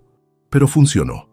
Carmen vivió 15 años adicionales prácticamente sin dolor, años durante los cuales pudo ver crecer a Isabela, celebrar nuestro aniversario número 30 y acompañarme en la expansión del negocio hasta convertirlo en el imperio que ahora planeaban robarme. Eduardo, me había susurrado en su lecho de muerte en 2003, promete que siempre cuidarás de nuestra familia como me cuidaste a mí. Había cumplido esa promesa con una dedicación que ahora reconocía como fanatismo autodestructivo. Después de la muerte de Carmen, Isabela se había convertido en mi razón de vivir. Cada capricho que expresaba, cada sueño que mencionaba, cada oportunidad que se presentaba, yo la financiaba inmediatamente sin cuestionamientos. Los $85,000 para su maestría en Barcelona eran apenas el inicio. Había pagado $35,000 adicionales para que pudiera extender su estadía 6 meses después de graduarse, explorando oportunidades profesionales europeas. Había financiado su automóvil de lujo cuando regresó, su apartamento en el distrito más exclusivo de la ciudad, incluso las vacaciones anuales a destinos exóticos que compartía en redes sociales. Durante 20 años, había dicho sí a cada solicitud financiera, sin importar el costo personal. Cuando Isabela quería algo, yo encontraba la manera de proporcionárselo, incluso si significaba trabajar horas extra o posponer mis propios gastos básicos. Ahora, mientras organizaba los documentos finales de mi contraofensiva, calculé que había invertido más de $750,000 en la educación, comodidades y caprichos de Isabela durante su vida adulta. $750,000 que había entregado gustosamente, movido por un amor paternal que ella había decidido explotar para mi destrucción. El domingo por la tarde, Ricardo llegó para lo que describió como nuestra última charla seria antes de que todo cambie. Su elección de palabras fue proféticamente correcta, aunque no de la manera que él anticipaba. «Papá, he estado pensando mucho sobre tu futuro», comenzó con esa voz pseudo preocupada que había perfeccionado. «Creo que ha llegado el momento de tomar decisiones difíciles pero necesarias sobre tu cuidado». Me senté en mi sillón favorito, fingiendo la fragilidad que él esperaba ver, mientras secretamente activaba 3 grabadoras diferentes estratégicamente posicionadas alrededor de la habitación. Esta conversación sería preservada con calidad profesional para los procedimientos judiciales que él no sabía que se aproximaban. «Durante los últimos meses, tu confusión ha empeorado significativamente», mintió con una sinceridad ensayada. «Olvidas conversaciones que tuvimos hace días. Te confundes sobre fechas importantes. Incluso has tenido problemas manejando conceptos financieros que antes entendías perfectamente». Cada síntoma que describía era una mentira fabricada, pero redactada con la precisión de alguien que había estudiado cuidadosamente los criterios médicos para demencia senil. Su actuación era tan convincente que por un momento casi dudé de mi propia cordura. «El doctor Hernández confirmó nuestras preocupaciones durante tu evaluación de la semana pasada», continuó, refiriéndose a una evaluación que jamás había ocurrido. «Dice que tu deterioro cognitivo está progresando más rápidamente de lo esperado. ¿Qué recomienda el doctor?», pregunté con la voz temblorosa de un anciano genuinamente preocupado por su salud mental. «Cuidado especializado inmediato», respondió Ricardo entregándome un folleto elegante del asilo que había preseleccionado. He visitado este lugar personalmente, papá. Es hermoso, profesional, y está específicamente diseñado para personas en tu condición. Revisé el folleto cuidadosamente, fingiendo considerar seriamente la opción de encarcelarme voluntariamente. Las fotografías mostraban instalaciones lujosas, jardines paisajísticos y habitaciones privadas que parecían suites de hotel. Lo que no mostraban eran las puertas con cerradura, las ventanas selladas y los protocolos de sedación para pacientes agitados. ¿Cuándo tendría que mudarme?, pregunté, permitiendo que mi voz se quebrara ligeramente. Inmediatamente después de la boda de Isabela, respondió con una velocidad que revelaba cuánto tiempo había estado esperando esta pregunta. No queremos arruinar su día especial con transiciones difíciles. Por supuesto, querían usar la boda como cobertura emocional para mi desaparición. Mientras los invitados celebraban el matrimonio de Isabela, yo sería transportado silenciosamente a mi prisión permanente. Durante las siguientes 2 horas, Ricardo detalló meticulosamente el proceso de transición suave que había planificado, cómo empaquetarían mis pertenencias esenciales mientras yo estaba descansando después de la celebración, cómo transferirían mis responsabilidades financieras a su control temporal para evitar interrupciones, incluso cómo explicarían mi ausencia a amigos y socios empresariales como una decisión médica necesaria. Cada detalle revelaba meses de planificación obsesiva. Habían anticipado cada aspecto de mi resistencia potencial y desarrollado estrategias para neutralizarla. Su plan era tan comprensivo que habría sido brillante si no hubiera estado dirigido contra su propio padre. Esa noche, después de que Ricardo se fue, pasé 4 horas organizando las evidencias finales de mi contraofensiva. Tenía grabaciones de audio que documentaban confesiones explícitas de fraude médico, conspiración familiar y planificación de secuestro legal. Tenía fotografías de documentos falsificados, transferencias bancarias no autorizadas y contratos de venta de activos preparados sin mi conocimiento. Pero lo más devastador de todo, tenía evidencia irrefutable de que habían weaponizado décadas de amor paternal genuino como herramientas para mi destrucción. Cada regalo que había dado, cada sacrificio que había hecho, cada muestra de generosidad desinteresada, todo había sido catalogado y utilizado para construir la narrativa de mi supuesta vulnerabilidad senil. El lunes por la mañana, mientras me preparaba para la cita fraudulenta con el doctor Hernández, sonreí con una satisfacción feroz. Durante meses, ellos habían estado jugando ajedrez creyendo que yo estaba jugando damas. Habían calculado cada movimiento de su estrategia mientras subestimaban completamente mi capacidad de contraataque. En menos de 24 horas, durante la boda que Isabela había planeado como celebración de su futuro próspero, financiado por mi despojo, ejecutaría la revelación más devastadora y humillante que esta familia jamás había presenciado. Habían olvidado que no se construye un imperio de $900,000 siendo ingenuo o sentimental. Habían confundido mi amor paternal con debilidad senil, y estaban a punto de aprender la lección más brutal de sus vidas sobre la diferencia entre generosidad y estupidez. La guerra terminaría mañana, y mi victoria sería absoluta. La mañana del lunes amaneció con una ironía cruel.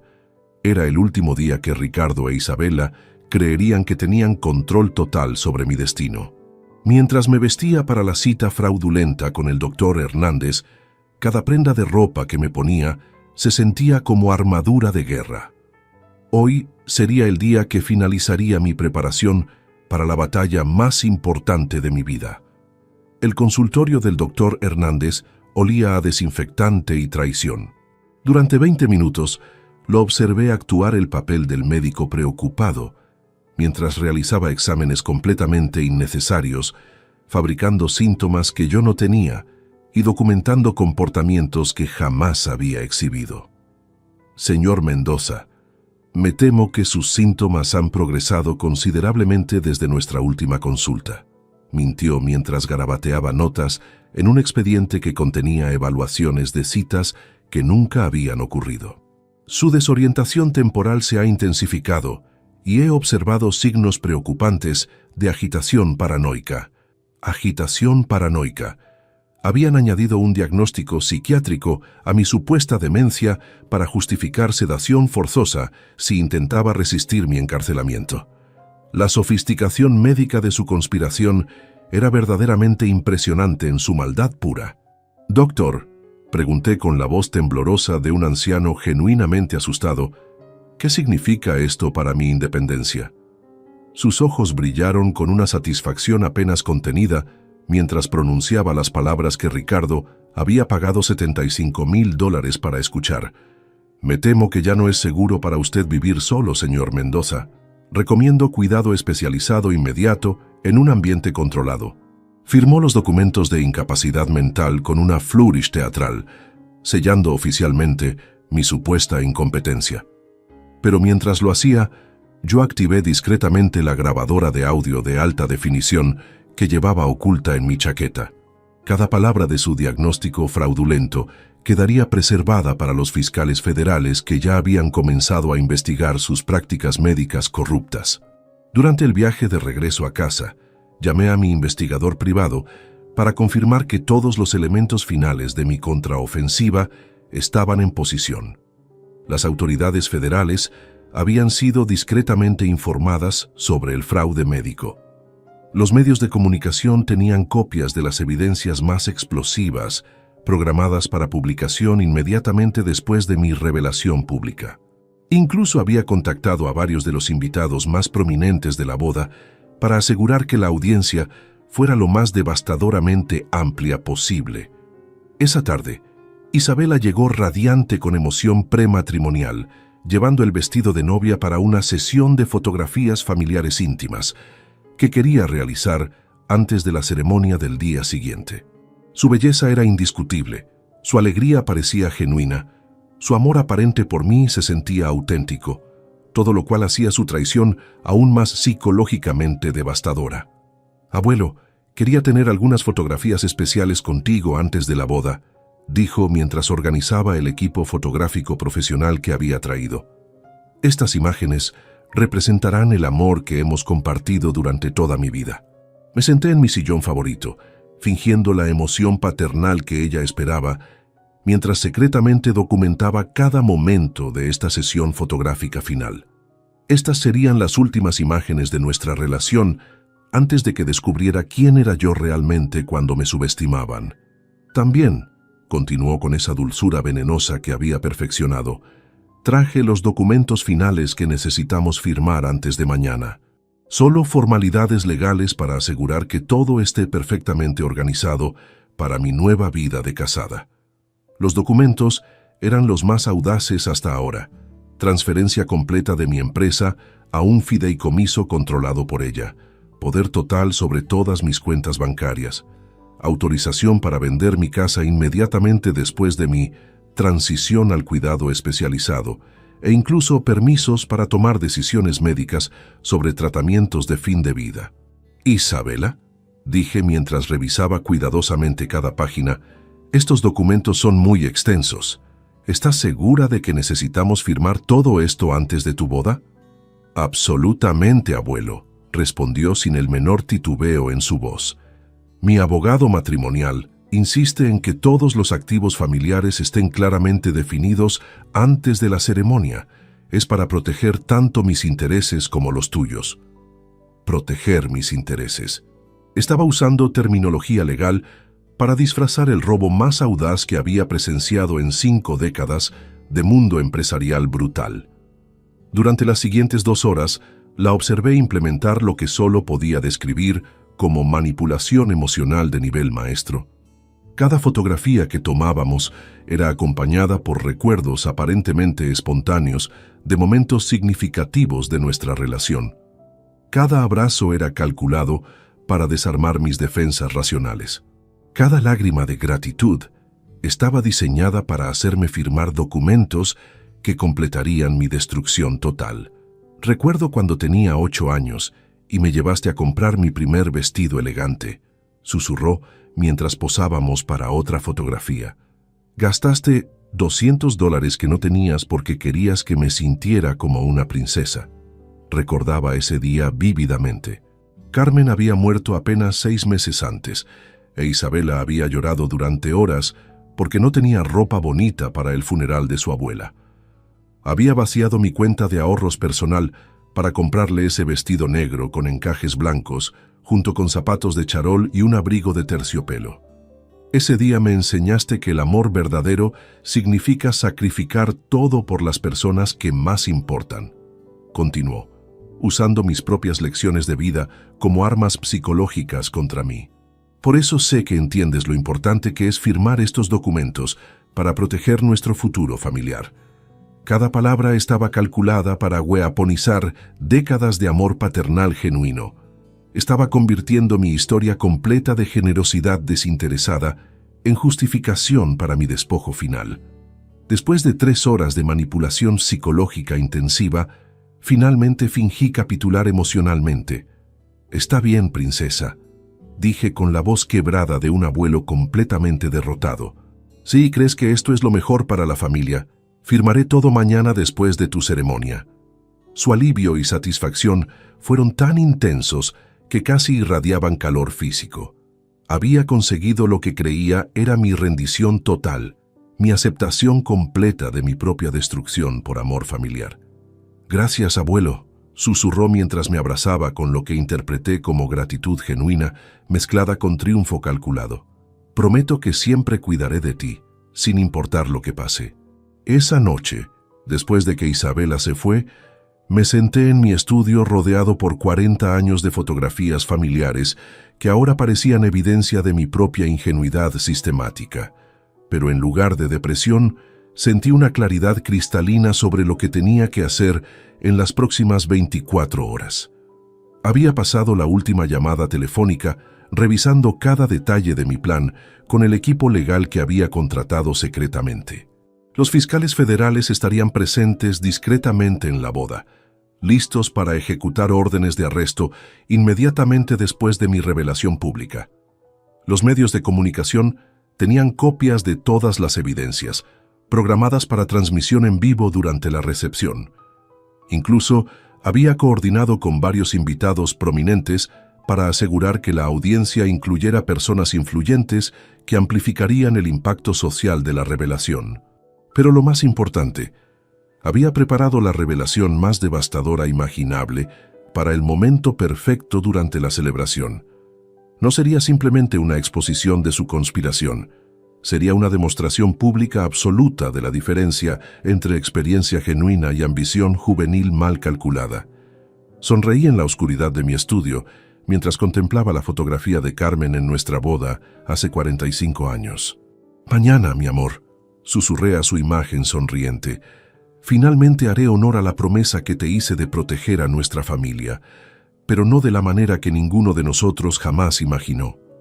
El día de la boda había llegado, y con él el momento de ejecutar la lección más brutal que Ricardo e Isabela jamás recibirían sobre los peligros mortales de subestimar a alguien que había sobrevivido y prosperado en un mundo despiadado durante 5 décadas completas.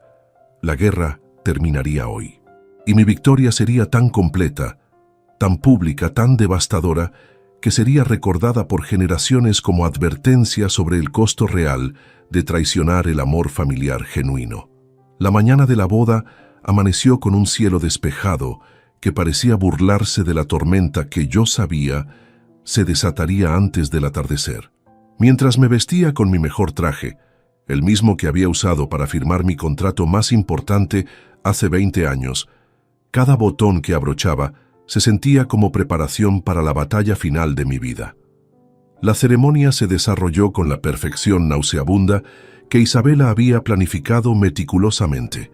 200 invitados elegantemente vestidos, flores importadas que costaron más que el salario anual de muchos de mis empleados, y una orquesta de 15 músicos que interpretan melodías románticas mientras yo contaba los minutos hacia la revelación más devastadora de sus vidas.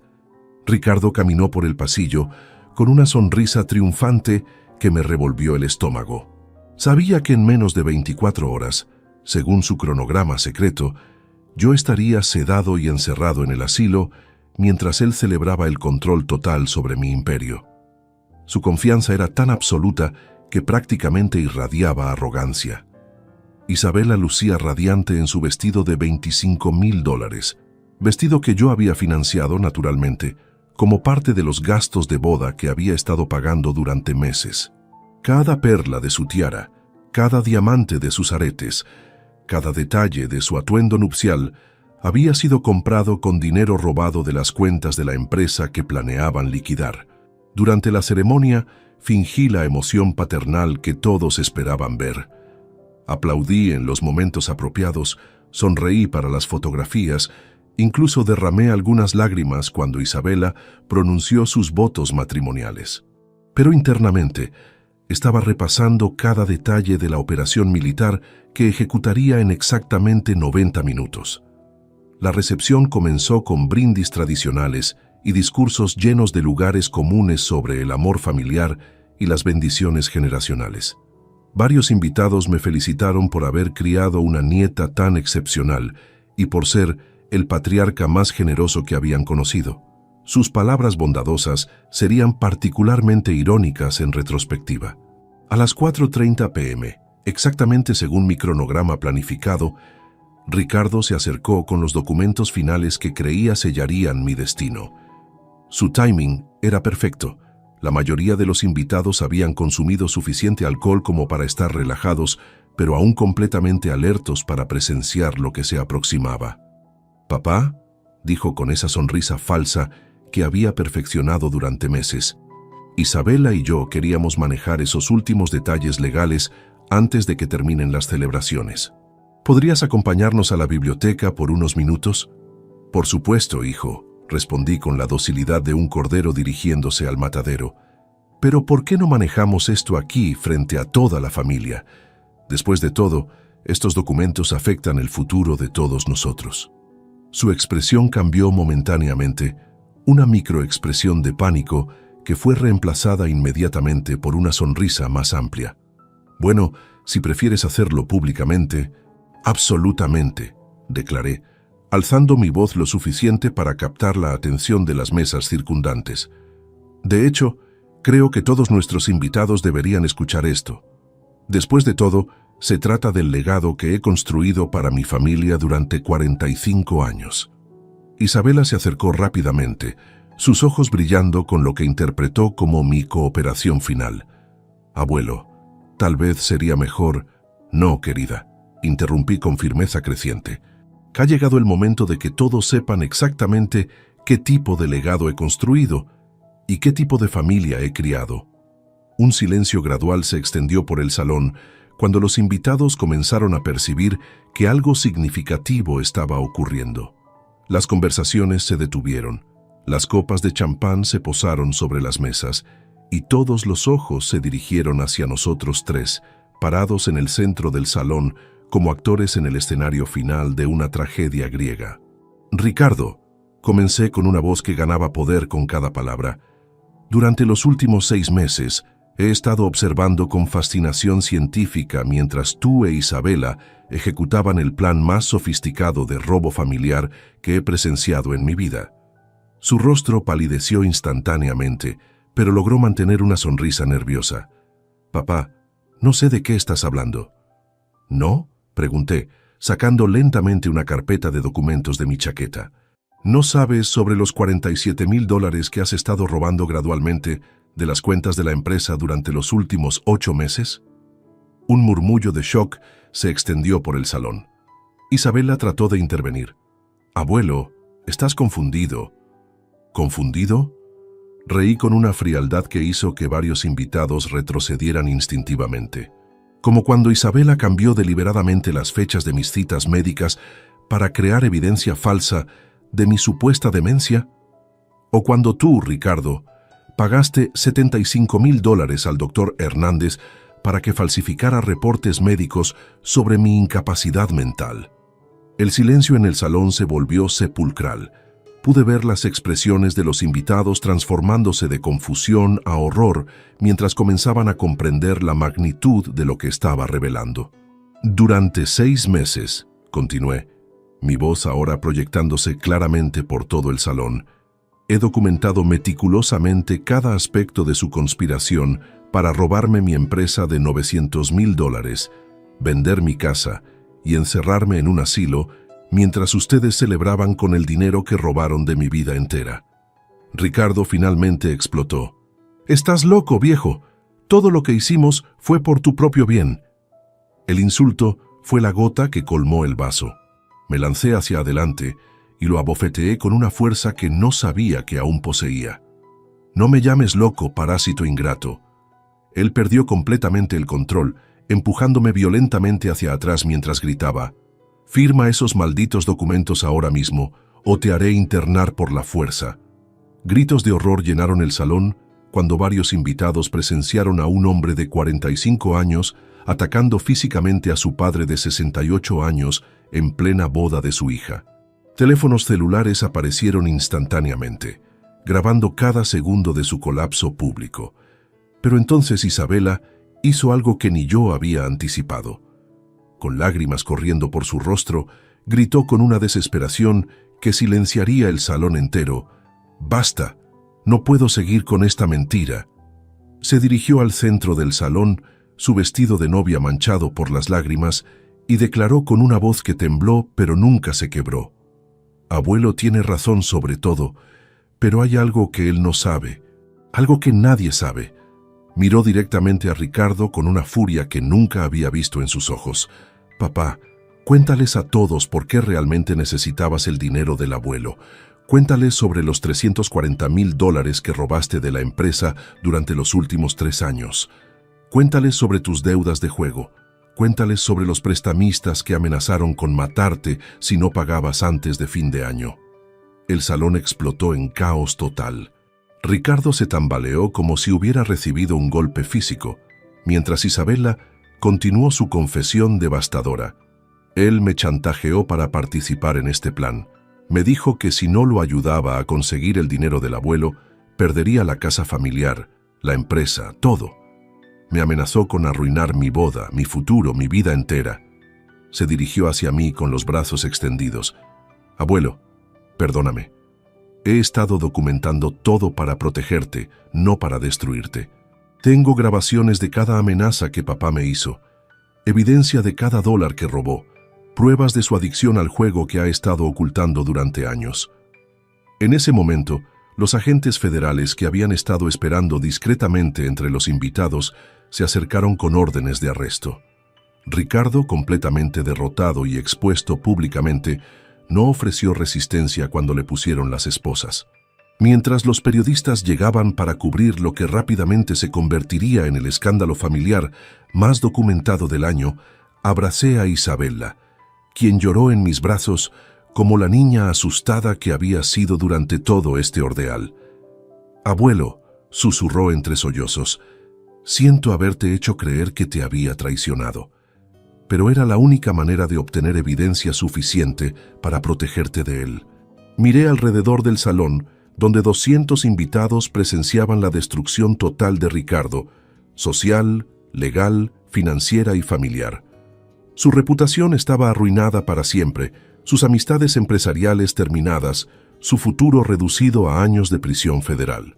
Había subestimado fatalmente a 2 personas: a mí, creyendo que la edad equivalía a debilidad, y a su propia hija, asumiendo que el miedo la mantendría silenciosa para siempre.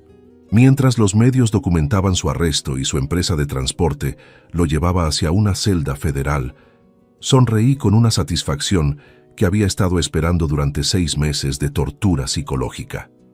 La lección había sido enseñada, la justicia había sido servida, y el legado familiar había sido preservado exactamente como lo había prometido a Carmen décadas atrás. Nunca subestimen a alguien que construyó un imperio desde cero. Y nunca olviden que la experiencia real siempre triunfa sobre la ambición mal calculada. Estamos una vez más por acá, huevón. Una noche más por acá, muchachos, con ustedes. Qué bueno verlos por acá. Aplausos. No lo merecemos, no lo merecemos. Después de un día tan berraco, huevón. Después de un día tan agitado. Aquí estamos. Invictus. Me gustó esto. ¿Cómo vamos, parceros? Buenas noches, háblamelo, Beledán. ¿Todo bien o qué? ¿Cómo estás, parcerito? Háblamelo, Pirlo. Pirlo 420 en la casa. ¿Cómo va, hermano? ¿Cómo va todo? ¿Cómo va todo, mi socio? ¿Qué es lo que es? ¿Cuál es la movida, parce? Papi, está lloviendo bien rico. Es la última. Yo creo que es la última lluvia de primavera, weón. No, bueno, lluvia de primavera. De hecho, principios de lluvia de primavera. Parcero, la verdad que hoy estoy muy bien, huevón. A pesar de que casi no cuento la historia hoy, huevón. Papi, cae me parto la cabeza. Literalmente. Papi, estaba moviendo unas cosas, me caí el camión, huevón, me di como una vuelta para atrás, papi. Y había una piedrota, marica. Por suerte que la cabeza no me cayó ahí, parce, pero sí me alcancé a doblar ¿cómo se llama eso? El tobillo, marica. Estamos una vez más por acá, huevón. Una noche más por acá, muchachos, con ustedes. Qué bueno verlos por acá. Aplausos. No lo merecemos, no lo merecemos. Después de un día tan berraco, huevón. Después de un día tan agitado. Aquí estamos. Invictus. Me gustó esto. ¿Cómo vamos, parceros? Buenas noches, háblamelo, Beledán. ¿Todo bien o qué? ¿Cómo estás, parcerito? Háblamelo, Pirlo. Pirlo 420 en la casa. ¿Cómo va, hermano? ¿Cómo va todo? ¿Cómo va todo, mi socio? ¿Qué es lo que es?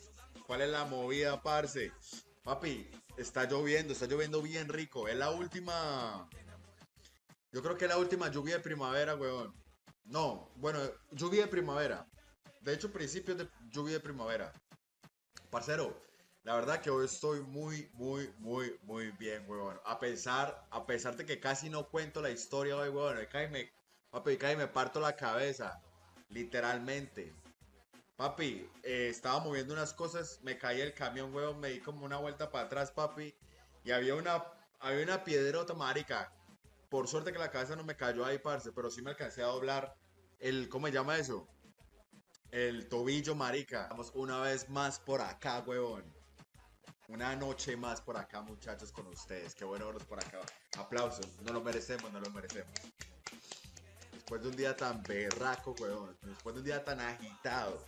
Aquí estamos. Invictus. Me gustó esto. ¿Cómo vamos, parceros? Buenas noches, háblamelo, Beledán. ¿Todo bien o qué? ¿Cómo estás, parcerito? Háblamelo, Pirlo. Pirlo 420 en la casa. ¿Cómo va, hermano? ¿Cómo va todo? ¿Cómo va todo, mi socio? ¿Qué es lo que es? ¿Cuál es la movida, parce? Papi, está lloviendo bien rico. Es la última. Yo creo que es la última lluvia de primavera, weón. No, bueno, lluvia de primavera. De hecho, principios de lluvia de primavera. Parcero, la verdad que hoy estoy muy bien, weón. A pesar de que casi no cuento la historia hoy, weón. Papi, cae me parto la cabeza. Literalmente. Papi, estaba moviendo unas cosas, me caí el camión, weón, me di como una vuelta para atrás, papi. Y había una piedrota, marica. Por suerte que la cabeza no me cayó ahí, parce, pero sí me alcancé a doblar ¿cómo se llama eso? El tobillo, marica. Estamos una vez más por acá, weón. Una noche más por acá, muchachos, con ustedes. Qué bueno verlos por acá. Aplausos. No lo merecemos, no lo merecemos. Después de un día tan berraco, weón. Después de un día tan agitado. Aquí estamos. Invictus. Me gustó esto. ¿Cómo vamos, parceros? Buenas noches, háblamelo, Beledán. ¿Todo bien o qué? ¿Cómo estás, parcerito? Háblamelo, Pirlo. Pirlo 420 en la casa. ¿Cómo va, hermano? ¿Cómo va todo? ¿Cómo va todo, mi socio? ¿Qué es lo que es? ¿Cuál es la movida, parce? Papi, está lloviendo bien rico. Es la última. Yo creo que es la última lluvia de primavera, weón. No, bueno, lluvia de primavera. De hecho, principios de lluvia de primavera. Parcero, la verdad que hoy estoy muy bien, weón. A pesar de que casi no cuento la historia hoy, weón. Papi, cae me parto la cabeza. Literalmente. Papi, estaba moviendo unas cosas, me caí el camión, weón, me di como una vuelta para atrás, papi. Y había una piedrota, marica. Por suerte que la cabeza no me cayó ahí, parce, pero sí me alcancé a doblar ¿cómo se llama eso? El tobillo, marica. Estamos una vez más por acá, weón. Una noche más por acá, muchachos, con ustedes. Qué bueno verlos por acá. Aplausos. No lo merecemos, no lo merecemos. Después de un día tan berraco, weón. Después de un día tan agitado. Aquí estamos. Invictos. Me gustó esto. ¿Cómo vamos, parceros? Buenas noches, háblamelo de Ledán. ¿Todo bien o qué? ¿Cómo estás, parcerito? Háblamelo, Pirlo. Pirlo 420 en la casa. ¿Cómo va, hermano? ¿Cómo va todo? ¿Cómo va todo, mi socio? ¿Qué es lo que es? ¿Cuál es la movida, parce? Papi, está lloviendo bien rico. Es la última. Yo creo que es la última lluvia de primavera, weón. No, bueno, lluvia de primavera. De hecho, principios de lluvia de primavera.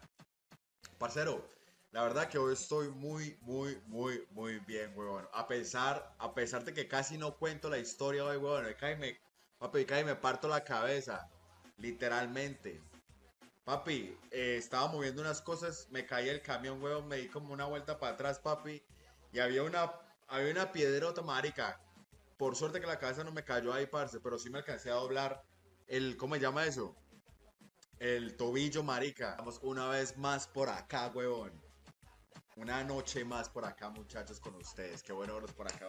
Aplausos. No lo merecemos, no lo merecemos. Después de un día tan berraco, weón. Después de un día tan agitado. Aquí estamos. Invictos. Me gustó esto. ¿Cómo vamos, parceros? Buenas noches, háblamelo de Ledán. ¿Todo bien o qué? ¿Cómo estás, parcerito? Háblamelo, Pirlo. Pirlo 420 en la casa. ¿Cómo va, hermano? ¿Cómo va todo? ¿Cómo va todo, mi socio? ¿Qué es lo que es? ¿Cuál es la movida, parce?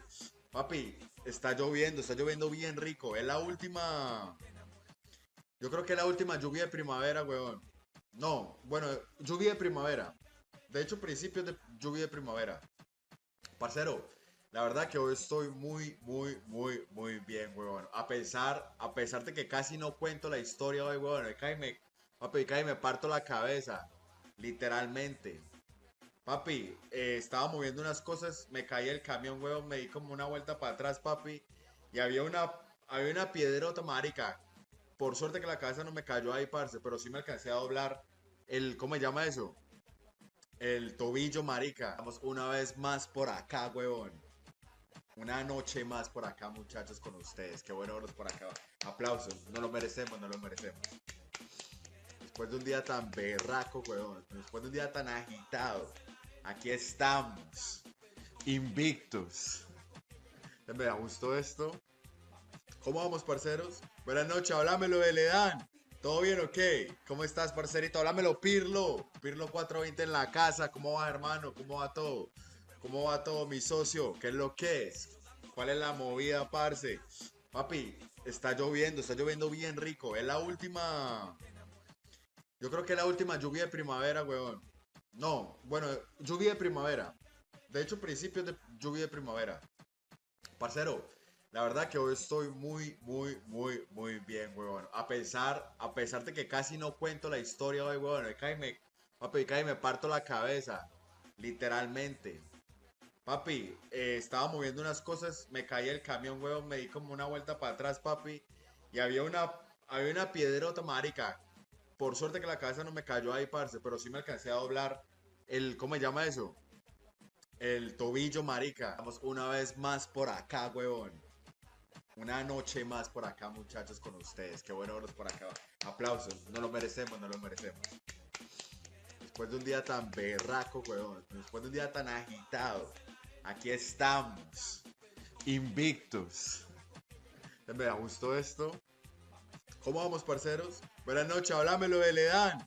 ¿Todo bien o qué? ¿Cómo estás, parcerito? Háblamelo, Pirlo. Pirlo 420 en la casa. ¿Cómo va, hermano? ¿Cómo va todo? ¿Cómo va todo, mi socio? ¿Qué es lo que es? ¿Cuál es la movida, parce? Papi, está lloviendo bien rico. Es la última. Yo creo que es la última lluvia de primavera, weón. No, bueno, lluvia de primavera. De hecho, principios de lluvia de primavera. Parcero, la verdad que hoy estoy muy bien, weón. A pesar de que casi no cuento la historia hoy, weón. Papi, cae me parto la cabeza. Literalmente. Papi, estaba moviendo unas cosas, me caí el camión, weón, me di como una vuelta para atrás, papi.